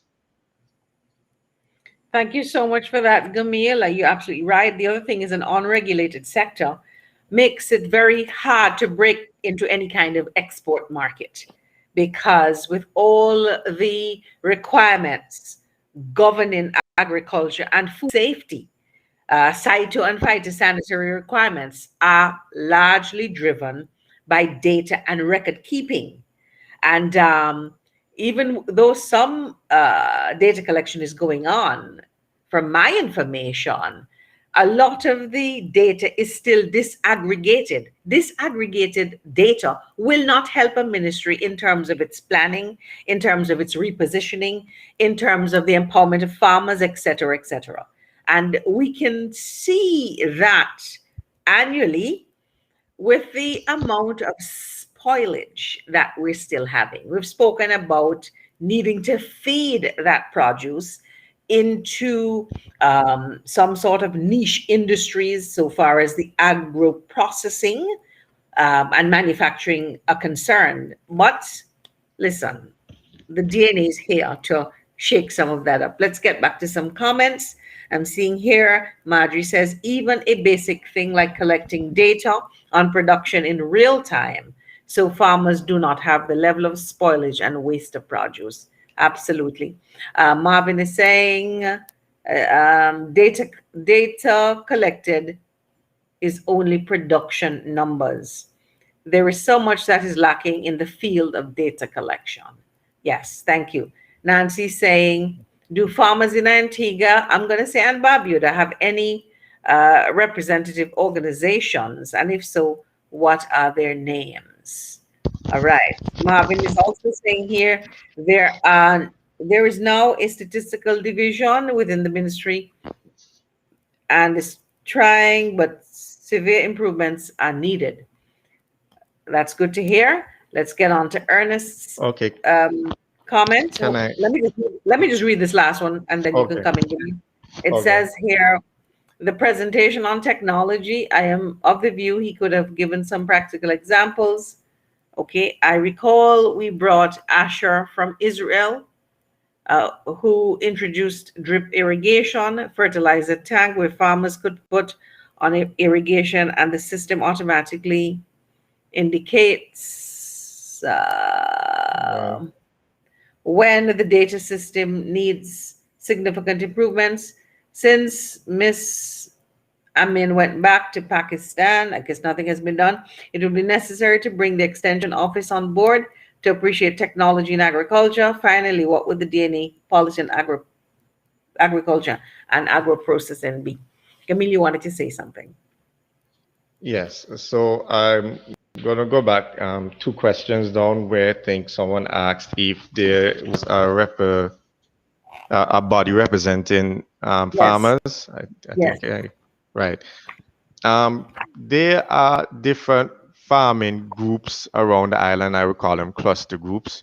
But once again, because there's nothing regulating agriculture on a whole, you'd find that these groups are somewhat, and I'm a part of one of them, so I'm going to be very careful how I speak, somewhat formal but yet still informal because there are no proper guidelines to follow as a group. So, like for instance, in a structured or regulated agriculture sector, you would have already had a proper farmers co-op where all the different farming groups from different jurisdictions or different areas of the country would be a part under that umbrella of the co-op, and data and everything else would have been shared through that co-op. I don't know if CMC, in its original state was supposed to be somewhat like that. I know that they do have some, I don't know if you call them rules or regulations that was mandated by CMC way back in the olden days. I believe before my time, Madam Leader can maybe confirm that. But the fact remains is that because we're not regulated, you would have a few informal groups that are trying their very best to, bring some sort of structure to their farmers. But because there's so many clusters and there's no proper guideline for any group to follow, it's kind of ad hoc, to be honest, to a point. Thank you so much, Ernest. I will say a bit about what our policies would be, but I also invite you to check our policies, our 2040 vision online. We have highlighted certain of our policies. Just go to www.dnaab.com and you will find it there. But as Gamil said, the DNA certainly would be encouraging the creation of more farmers and fisher folk cooperatives. We would we are committed to achieving an acceptable degree of food and nutrition security through providing greater incentives to farmers to grow food, certainly having a fully supportive extension division, and to be more streamlined in terms of what we produce, when it is produced, and so on. We also view the creation of subsidies to farmers the world over, the world over.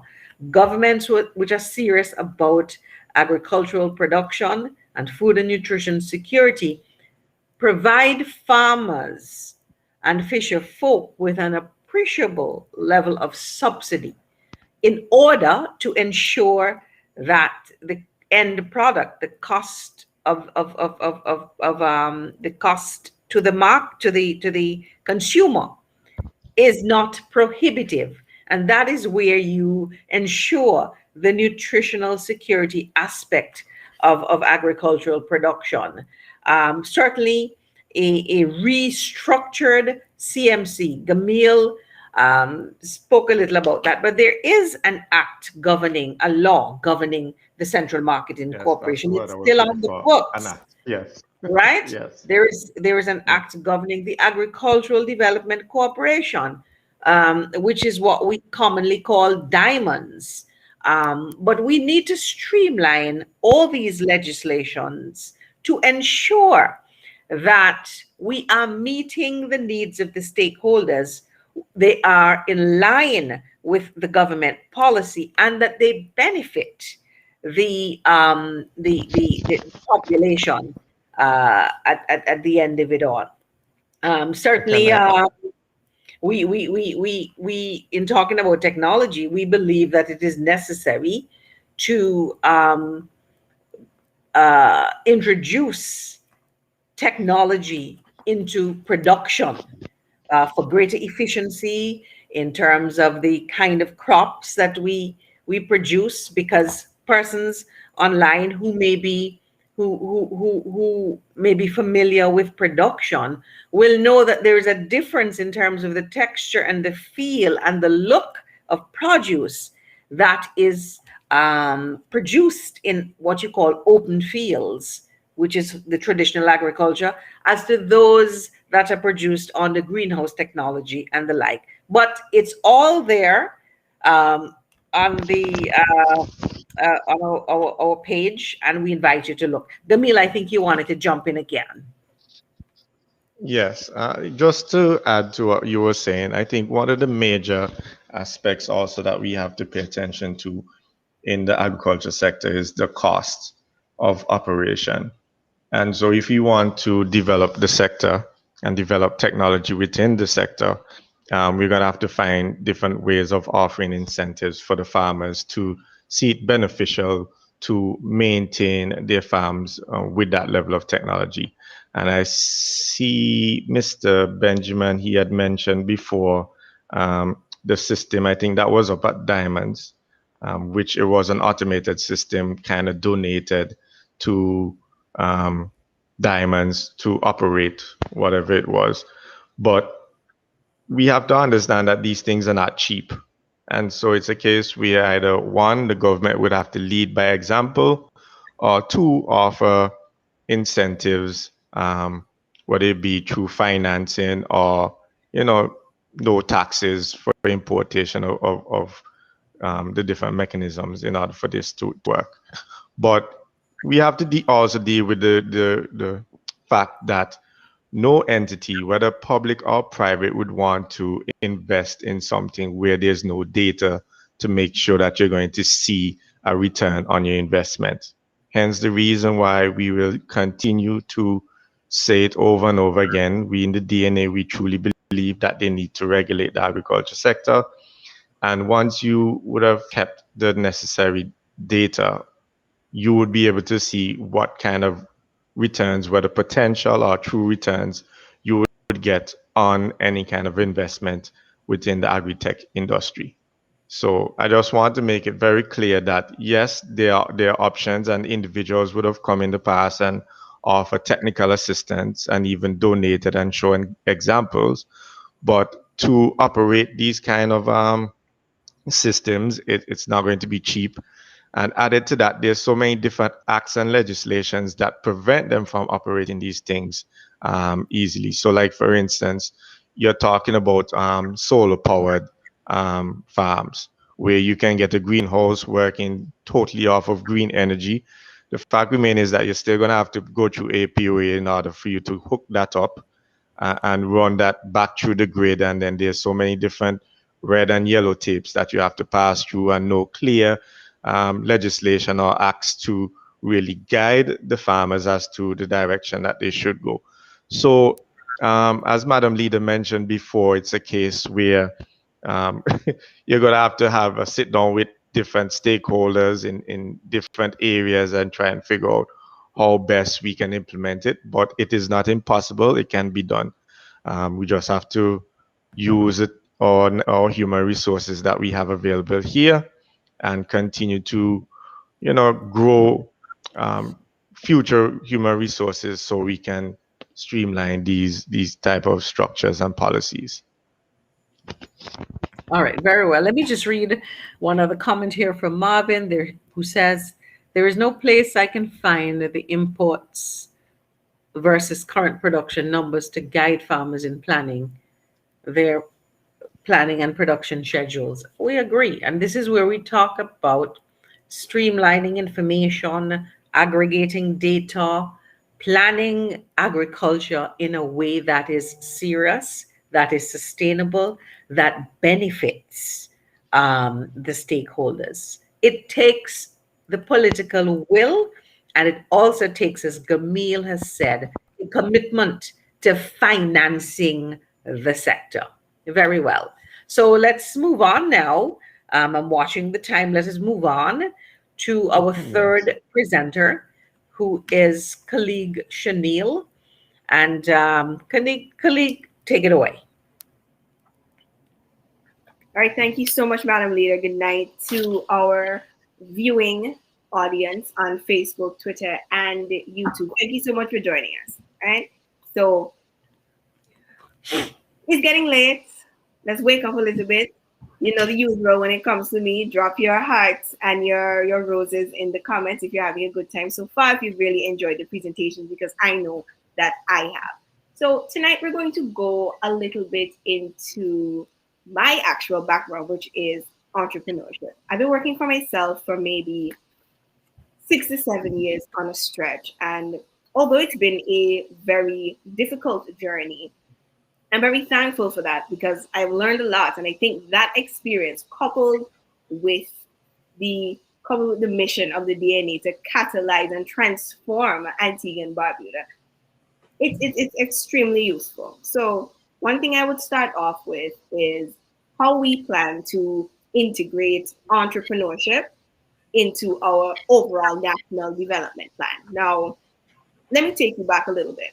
Last week, we had some interactions over on Twitter. I asked persons to quote a tweet with things you think need to change or things that you think require more attention. And 3/4 of the engagement were geared towards, streamlining systems, ensuring that, there are safety nets set up.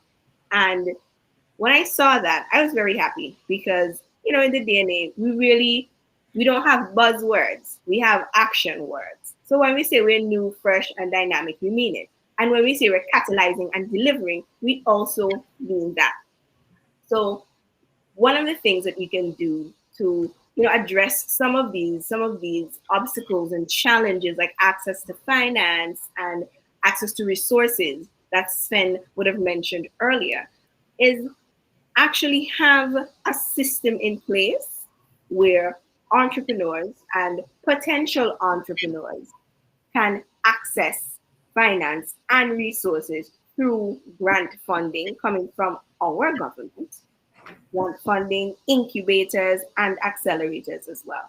Because incubators and accelerators are hard work, but they pay off. Not only do you receive cash, of course, the most important thing if you do go through a program and you win a program, but the knowledge that you receive is much more valuable than actual money.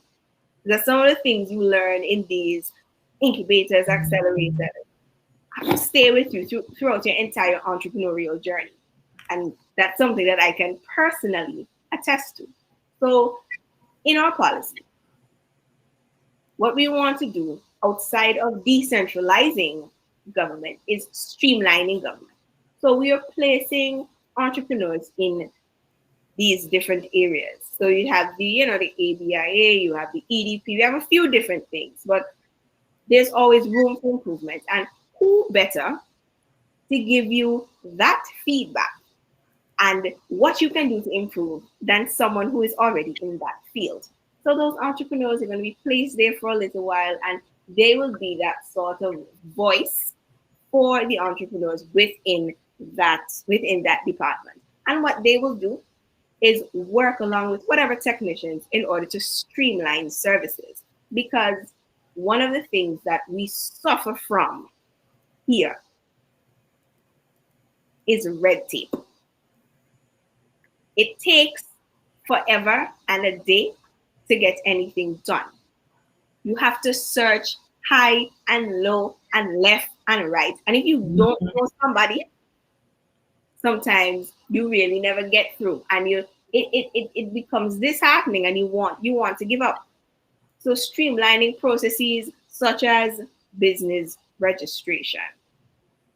Have everything you need in one place. So a business registration is not going to take you forever and a day, to the point where sometimes, okay, if you're so scared that you're going to forget to register for this particular statutory corporation, and then at the end of the year they're going to calligraph you and say, hey, you owe us.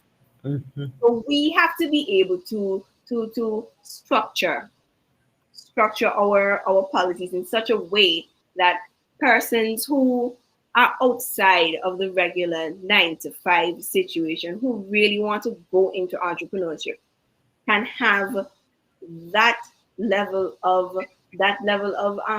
input and resources from the government. It's extremely important to create that space, create an enabling environment, because you can't want people to go into business and do this and do that and leverage the technology if you are not creating that enabling environment.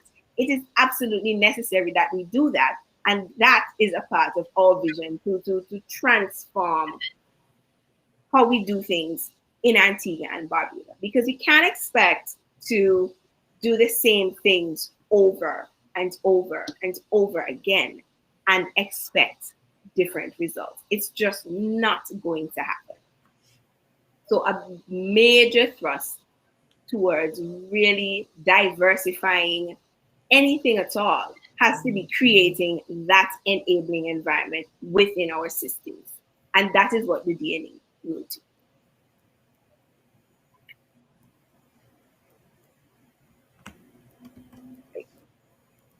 Thank you. Am I back? Am I back? And we Yes. see we Yes. keep talking about the internet, and Yes. it's just proving the point that we've been making for the entire night, that things like these do happen, and it is a bit of a hindrance. So if we can fix that'd be great too.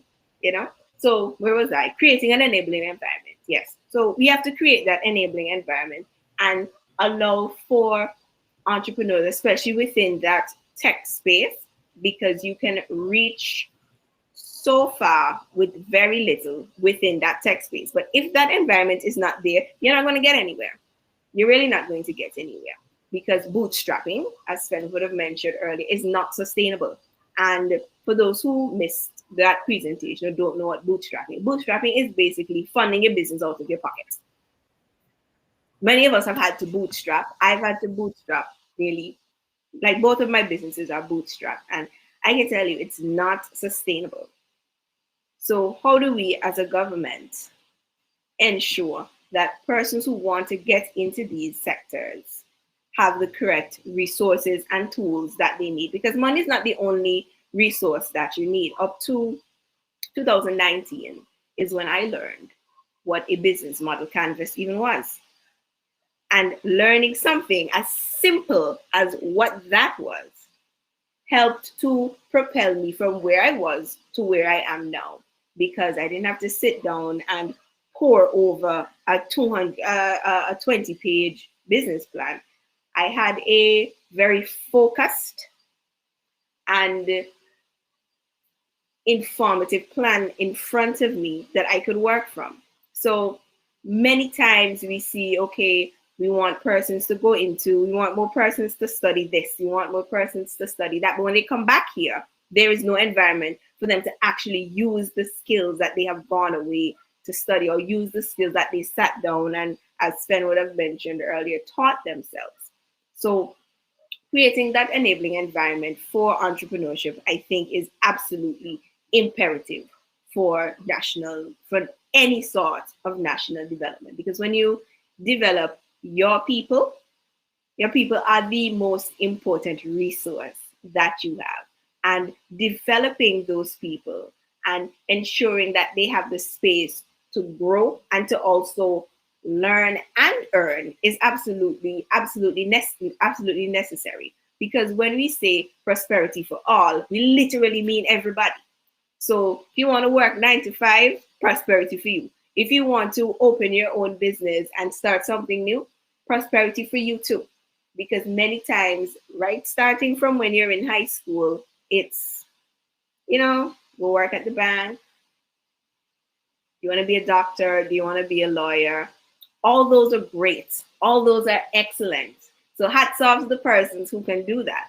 But people like me who don't have that temperament, who prefer that level of freedom and flexibility, we should be encouraging our young people to try something new, because COVID has taught us how important it is to try something new. And I always like to look for the silver lining for every cloud. And I think one of the things that were exposed, besides the woeful inadequacies of our systems from COVID 19, one of the things that were exposed is that Antigua and Barbuda is filled with people with talent, with skills and talent, who were just sitting down on them because they have, this is secure. I have a 9 to 5 job. Nothing is going to happen. And boom, something like COVID-19 hits, and it forces your hand.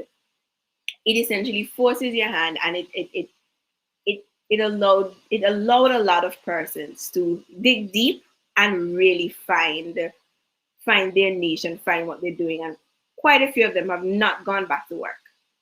They've stuck with what they came up with during the pandemic. And I think that every opportunity that we get, we should always grab it. I am the just do it kind of person. It doesn't have to be perfect, but just do it. And what's important as well, as what any responsible government would do, is make these resources accessible and available. Because one of the big issues we have here is accessibility. If you don't know someone somewhere and you can't get some strings pulled for you, it's very difficult for you to access anything. So we have businesses, they have excellent ideas, but there are no spaces for them to incubate those ideas properly. There are no spaces for them to gain the tools and resources from them. Yes, there might be a few programs out there, but what of consistency? Because many times, especially for lending institutions and any other sort of institutions, entrepreneurship is an afterthought. It is not integrated within their development models, within their development systems, and this is something that needs to change. And I'm a big proponent of change. I have lived the 9 to 5 lifestyle, and I am living the entrepreneur lifestyle. You can't compare and say which one is better than which. It really depends on you as a person. But we should have systems in place for anyone who wants to venture into something. Because when you do that, what it does, it generates economic activity. It generates economic. Everybody can work a hotel. Everybody can build a house. So the people, it's necessary for persons to do different things and tap into the skills that they have. It's absolutely necessary to do that. But without the proper systems in place, we can probably never get that done. But no fear, the DNA is here. And a part of that, or a part of our thrust towards, economic diversification is personal diversification and diversification of skills, right? So thank you. That is me. And if you want to find out more about these policies, you can visit us online at dnaab.com.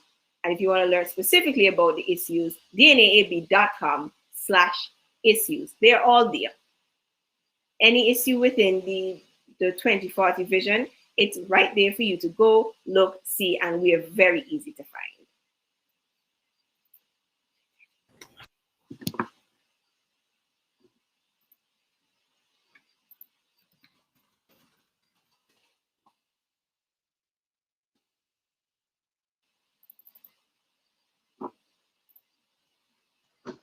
I think your mic may be muted. Yes. Oh dear, I thought I unmuted it. I was saying thank you for Chanel for such a spirited presentation, and for, having the audience, as the others did, zone in on the issues you were highlighting, So I invite the audience now, anybody, to give your feedback, ask your questions, give recommendations, because the consultative process is one of the hallmarks of the DNA. So let me say good night to you. Thank you for joining. Uh, thank you, Denise. I think I just did that. Thank you so much. So is there anyone who wants to give some feedback? Because we're on the home stretch now, and we're going to be winding down our third public forum. Ernest, any comments from you there? Anybody? Ernest has been driving a good conversation tonight. But what I'd like to maybe add is to connect all the three presentations that have gone so far. So we had Louis speak about the blockchain, we had Camille speak about Agritech, and I spoke about entrepreneurship. And all of these things just click together, because if you are a farmer who's using technology to run your farm, etc., you can literally start delivering from farm to table with your customers, having a no contact delivery using Dcash. Something as simple as that is how we can integrate technology into all of our systems. Yeah. Thank you. And what I learned, maybe it was there all the time, but I never had anybody who used it. With the onset of the COVID and the no contact, or the recommendation to have limited contact early on, one of my sons sort of told me that he has his groceries delivered, just like you're doing, but they actually pick them out. They put them at the doorstep. You just deal with everything on an app. You pay, and they just ring your doorbell, or they'll tell you delivery expected by X time, and so on. So we really have to envision ourselves operating under a new dynamic. So we have a comment here. So Cody says, capital is the lifeblood of any business, but especially small businesses. What plans does the DNA have in place for small businesses, primarily in relation to access to finance? Let me just read the one from Ernest as well, and then you can tackle both. Agreed, there is need for creation let me start again. Agreed that there is need for creation or creating an enabling environment for what you recommended, the creation of an incubator system to provide necessary training. An incentive for would-be entrepreneurs. How do we deal with the problem of risk aversion by local Antiguans and Barbudans? Can we take that away? That's an excellent question, because one of the biggest things about entrepreneurship is the willingness to take risk. The willingness to take risk. And they say high risk, high reward, and all those things. So I think there needs to be some level of education, public education about how to really go about it. Because if you don't know, we can't expect you to just take a risk and you don't know. So we have to be able to educate people. And I'm not just talking about, people who are actively going into entrepreneurship. I'm talking about right from the schools. Like how I never did business subjects in school, so maybe now I didn't go. But like how you are taught to do certain things, you can be taught mindset as well. It can just be, included at least in our syllabus to let persons listen. This is also an option. This is how you go about doing this. Because a lot of times in school, especially, you are taught to work for somebody.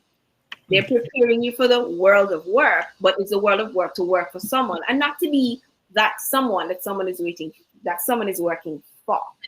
So I think that starting from right there is where we can really start to create that environment, and just overall educating persons and having these forums available and these resources available to teach persons the importance of what they're doing and how to take said risks to kind of get away from that risk aversion. I think I can do Cody's question as well. Capital. I'll have to excuse the noise. I live on a main. So, what do we have in place for small businesses, primarily in relation to access to finance? So that is always the biggest thing, right? Every single time we go to these seminars, we go to these webinars, we go to all of these things, the biggest thing is always, guys, what is your biggest, what is it? We don't have any money, we need money, access to finance. So restructuring of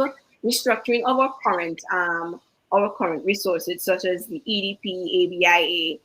So Development Bank.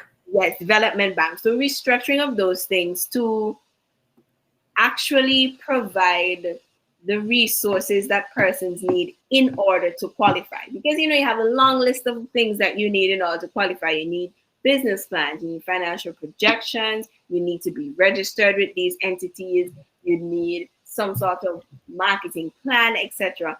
And many times persons don't know where to go to get these things. So if you as a government, you have these resources there for people and say, oh, come and apply today, but you are not giving them what they need to get in terms of the qualifications in order to apply. So restructure them in a way that they're more accessible, right? Because traditionally entrepreneurs finance early stage and start up with your personal savings, home equity loans from your family, credit card, debt. But once those sources have been exhausted, they often look to venture capital sources. And that's not something we have here either. So creating that sort of environment as well, where we have person, I think we had touched on it earlier in terms of looking to the diaspora for venture capital sources to actually fund some of these amazing ideas that we have here. And Sven just touched on it a little bit earlier with the incubators and accelerators, because one of the things about incubators and accelerators is the networking. The networking. And at the end, when you're done, the pitching as well. Because once you can learn to sell yourself and sell your idea, you can reach far. So putting all that into an actual policy, into something that is actually actioned and not just words, that we have consistency, will increase chances of getting better access to the financing that is available. I would also just underscore here the importance of mentorship. And in the programs and the policies we have designed, mentorship, especially for entrepreneurs, is very important. Somebody to, not literally hold your hand, but for you to buffer your ideas, speak about your challenges, steer you, or redirect you perhaps at a time when you may need it most. And certainly insofar as the opportunities that are going to be created within the restructured development bank, the whole concept of mentorship is also very key. Any further questions there from our listeners? If not, we want to just, as I said, we're on the home stretch now, and I will offer a few thoughts and comments on what is called the orange economy. I know maybe many persons would not be familiar with it. We've heard about the blue economy, which is the opportunities available, certainly within our vast using our vast ocean resources within our exclusive economic zones. We know about the green economy, the terrestrial economy with the environment and climate change and these sorts of things. But in speaking about the orange economy, the question is, what is it? We would have delved somewhat in it without necessarily calling it by its name in our second public outing, when colleague Malika would have spoken about the creatives and the finding a space within the educational system and the curriculum and the syllabus to accommodate those persons who are not necessarily minded or geared towards what we call the mainstream academic route. So the orange economy, broadly speaking, refers to culture, industries, and the creative arts. And the UN has said it's one of the fastest growing sectors globally, worth in excess of 4.3 trillion. That's with a T, trillion dollars. And that is a conservative estimate, right? And when we look at the dynamism of and the necessity, particularly in these times, for e-commerce, social and virtual media, internet, digital platforms, blockchain technologies, all the things we would have spoken about previously, the aggregate worth of the orange economy is infinite. Now, when we look at the composite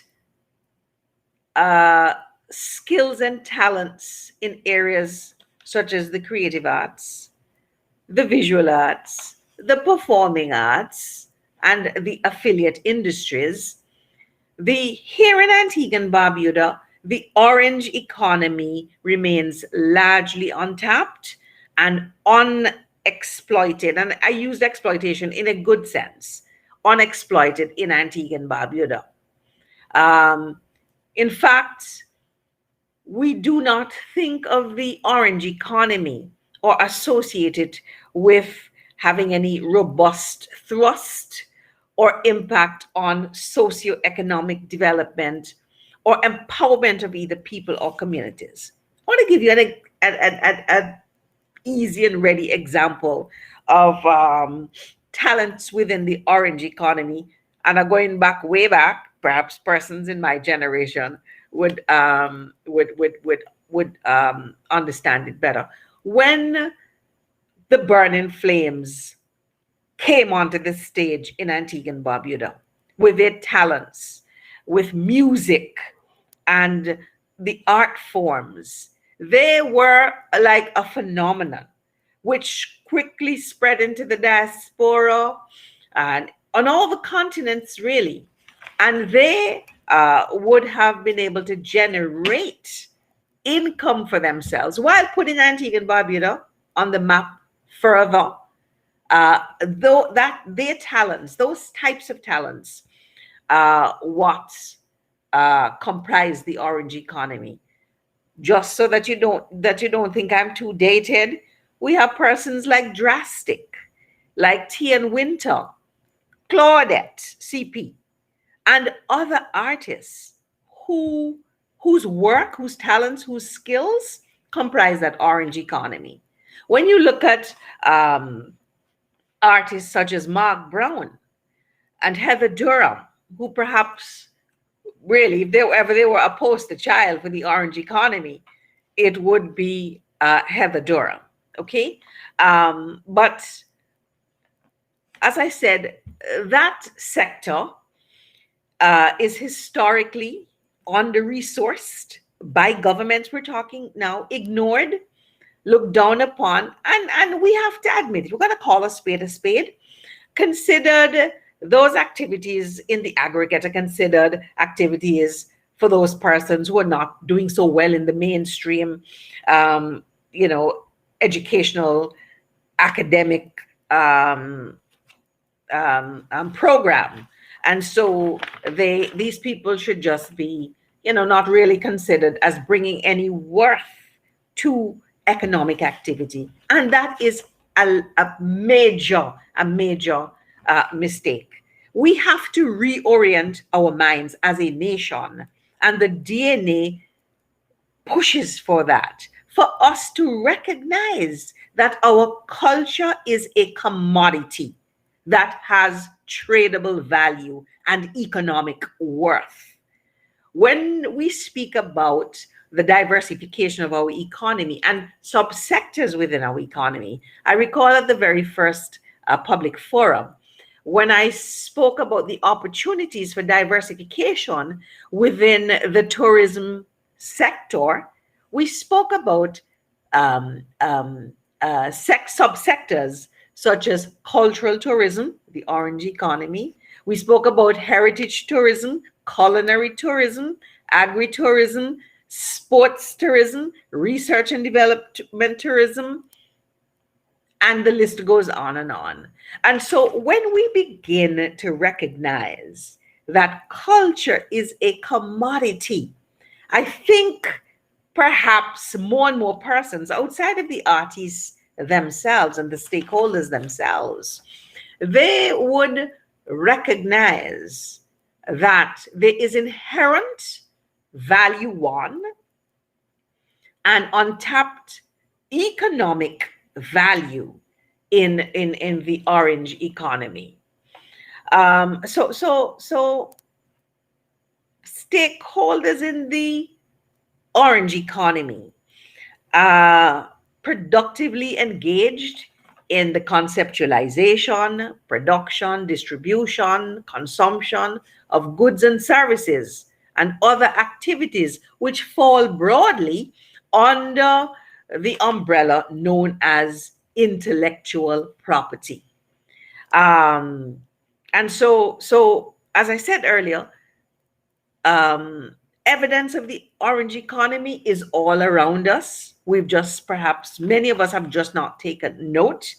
We see it in music, in art, in design, in fashion, in research and development, in software engineering, toys, games, video games, all examples of those activities or those sets of activities that comprise the orange economy. You know what perhaps is one of the biggest examples of the orange economy? Hollywood. Hollywood and Bollywood, where persons have used skills and talents not traditionally considered to be academic in nature, but which have inherent value in the arts that they have leveraged not only for their own financial gain, but for the development on all kinds of levels for their countries and their communities. And I said earlier, I spoke about what we mean in the DNA when we speak about the diversification of our economy and the subsectors within the economy. It is, we feel that the orange economy in Antigua and Barbuda is both right and ripe for harnessing, for funding, for exploitation as a critical component of our culture.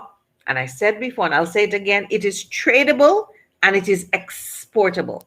And so when I think about the tourism sector, from which we derive 75% of our GDP, I am thinking that if our marketing efforts could promote more of the natural talents that we have here within the orange economy, we could potentially be looking at a breakthrough for ending the concept of seasonality within the tourism sector.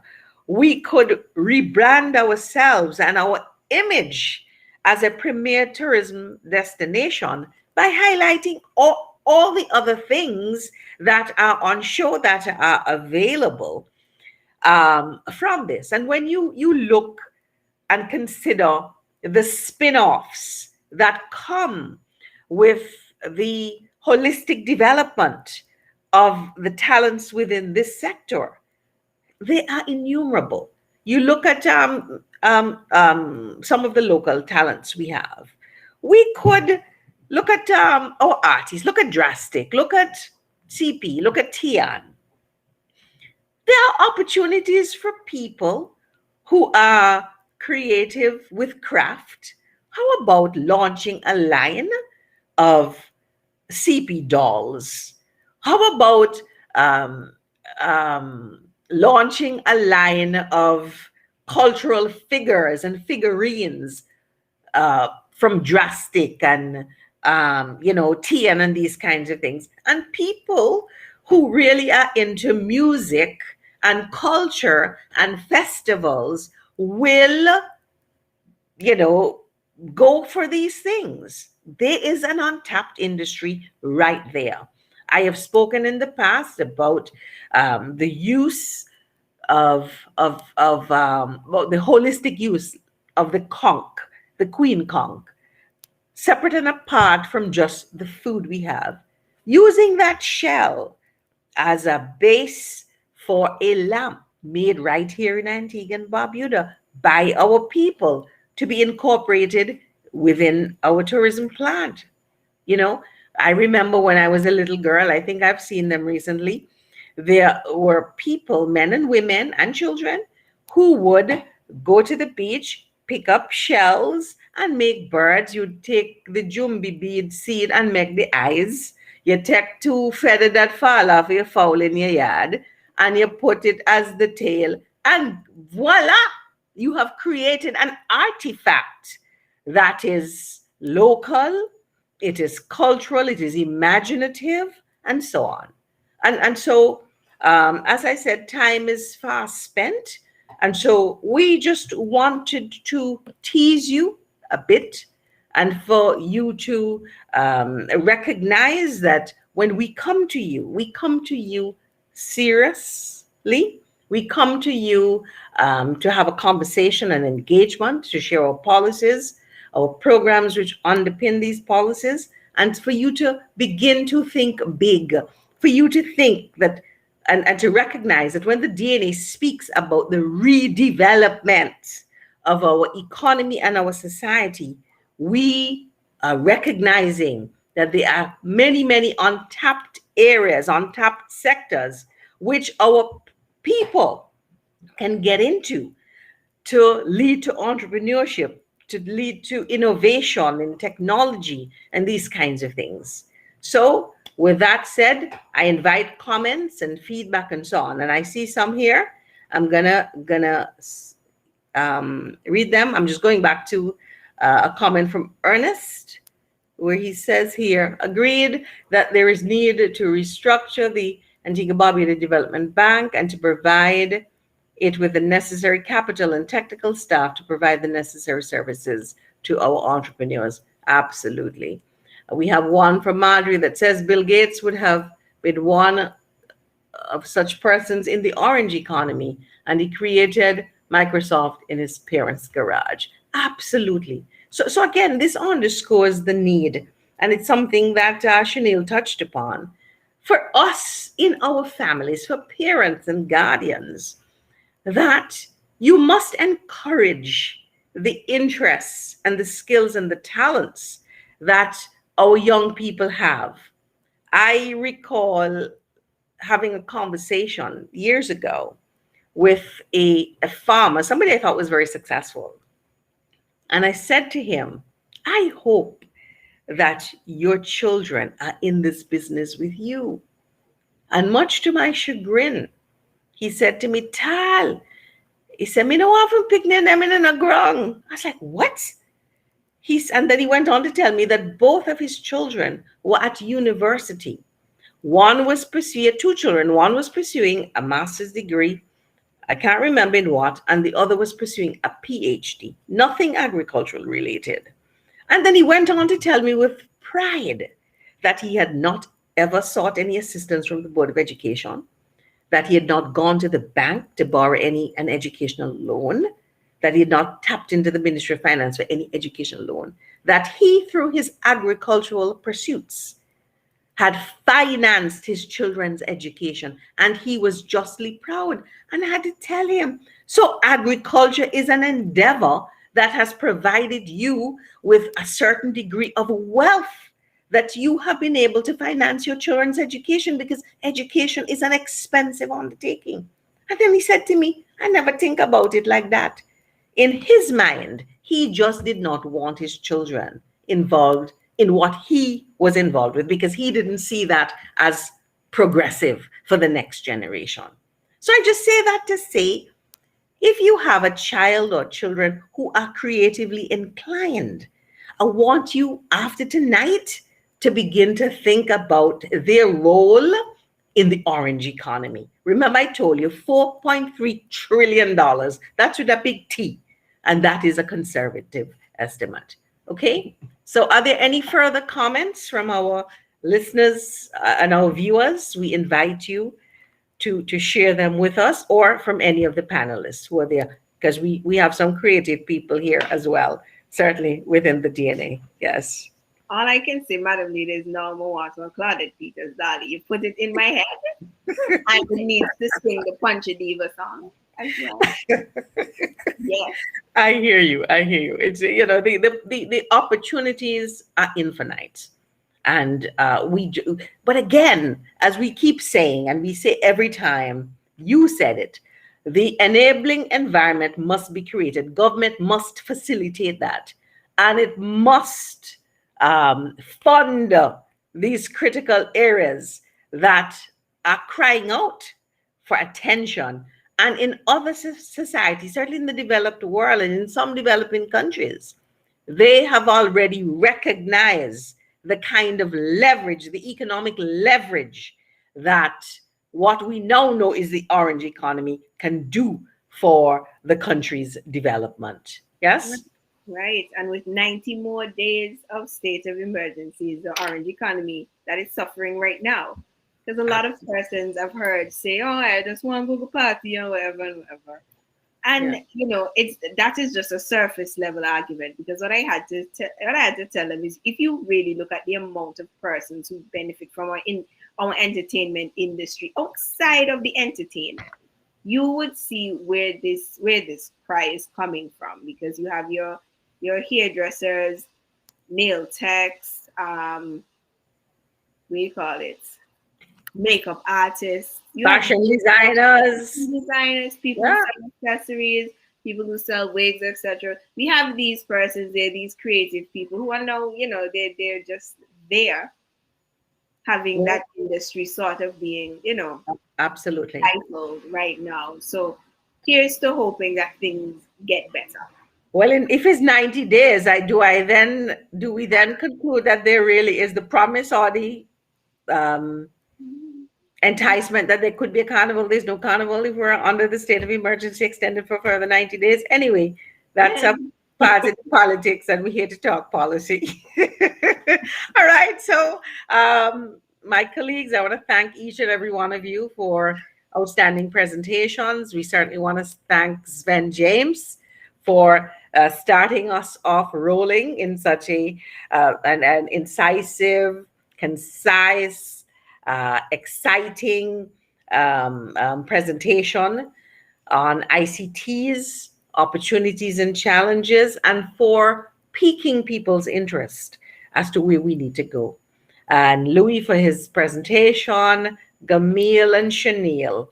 Listen, it's a delight, it's a joy to be in the company of persons in the DNA who are so talented, who are so committed, who are in this not for ourselves, but for the possibilities that we believe reside in our country. And it needs people working together in partnership with government, and a government that is committed to ensuring that opportunities abound for our people, and that diversification of our economy is a real concept that has to happen if we are to survive in an environment that is so dynamic. And so much of what we do, COVID has taught us, is obsolete. We cannot be competitive in any sector, in any industry, if we continue to do what we've always been doing. We're going to get the same results. And so I say to you as the electorate out there, listen, to me, the choice is clear. The choice is clear. And if you could, for a moment, set aside sentiment, if you could begin to decide, come the next time around, we're gonna put aside the politics of personalities and move towards the politics of ideas and the politics of programs and policies. Listen, the DNA has to be your party of choice to take this country forward in a way where there will be prosperity for all in Antigua and Barbuda. Good night. God bless you. And see you next week, Thursday, at our welcome and orientation session. And of course, the highlight for us all this month is our Congress on June 27th, where we will institutionalize our party.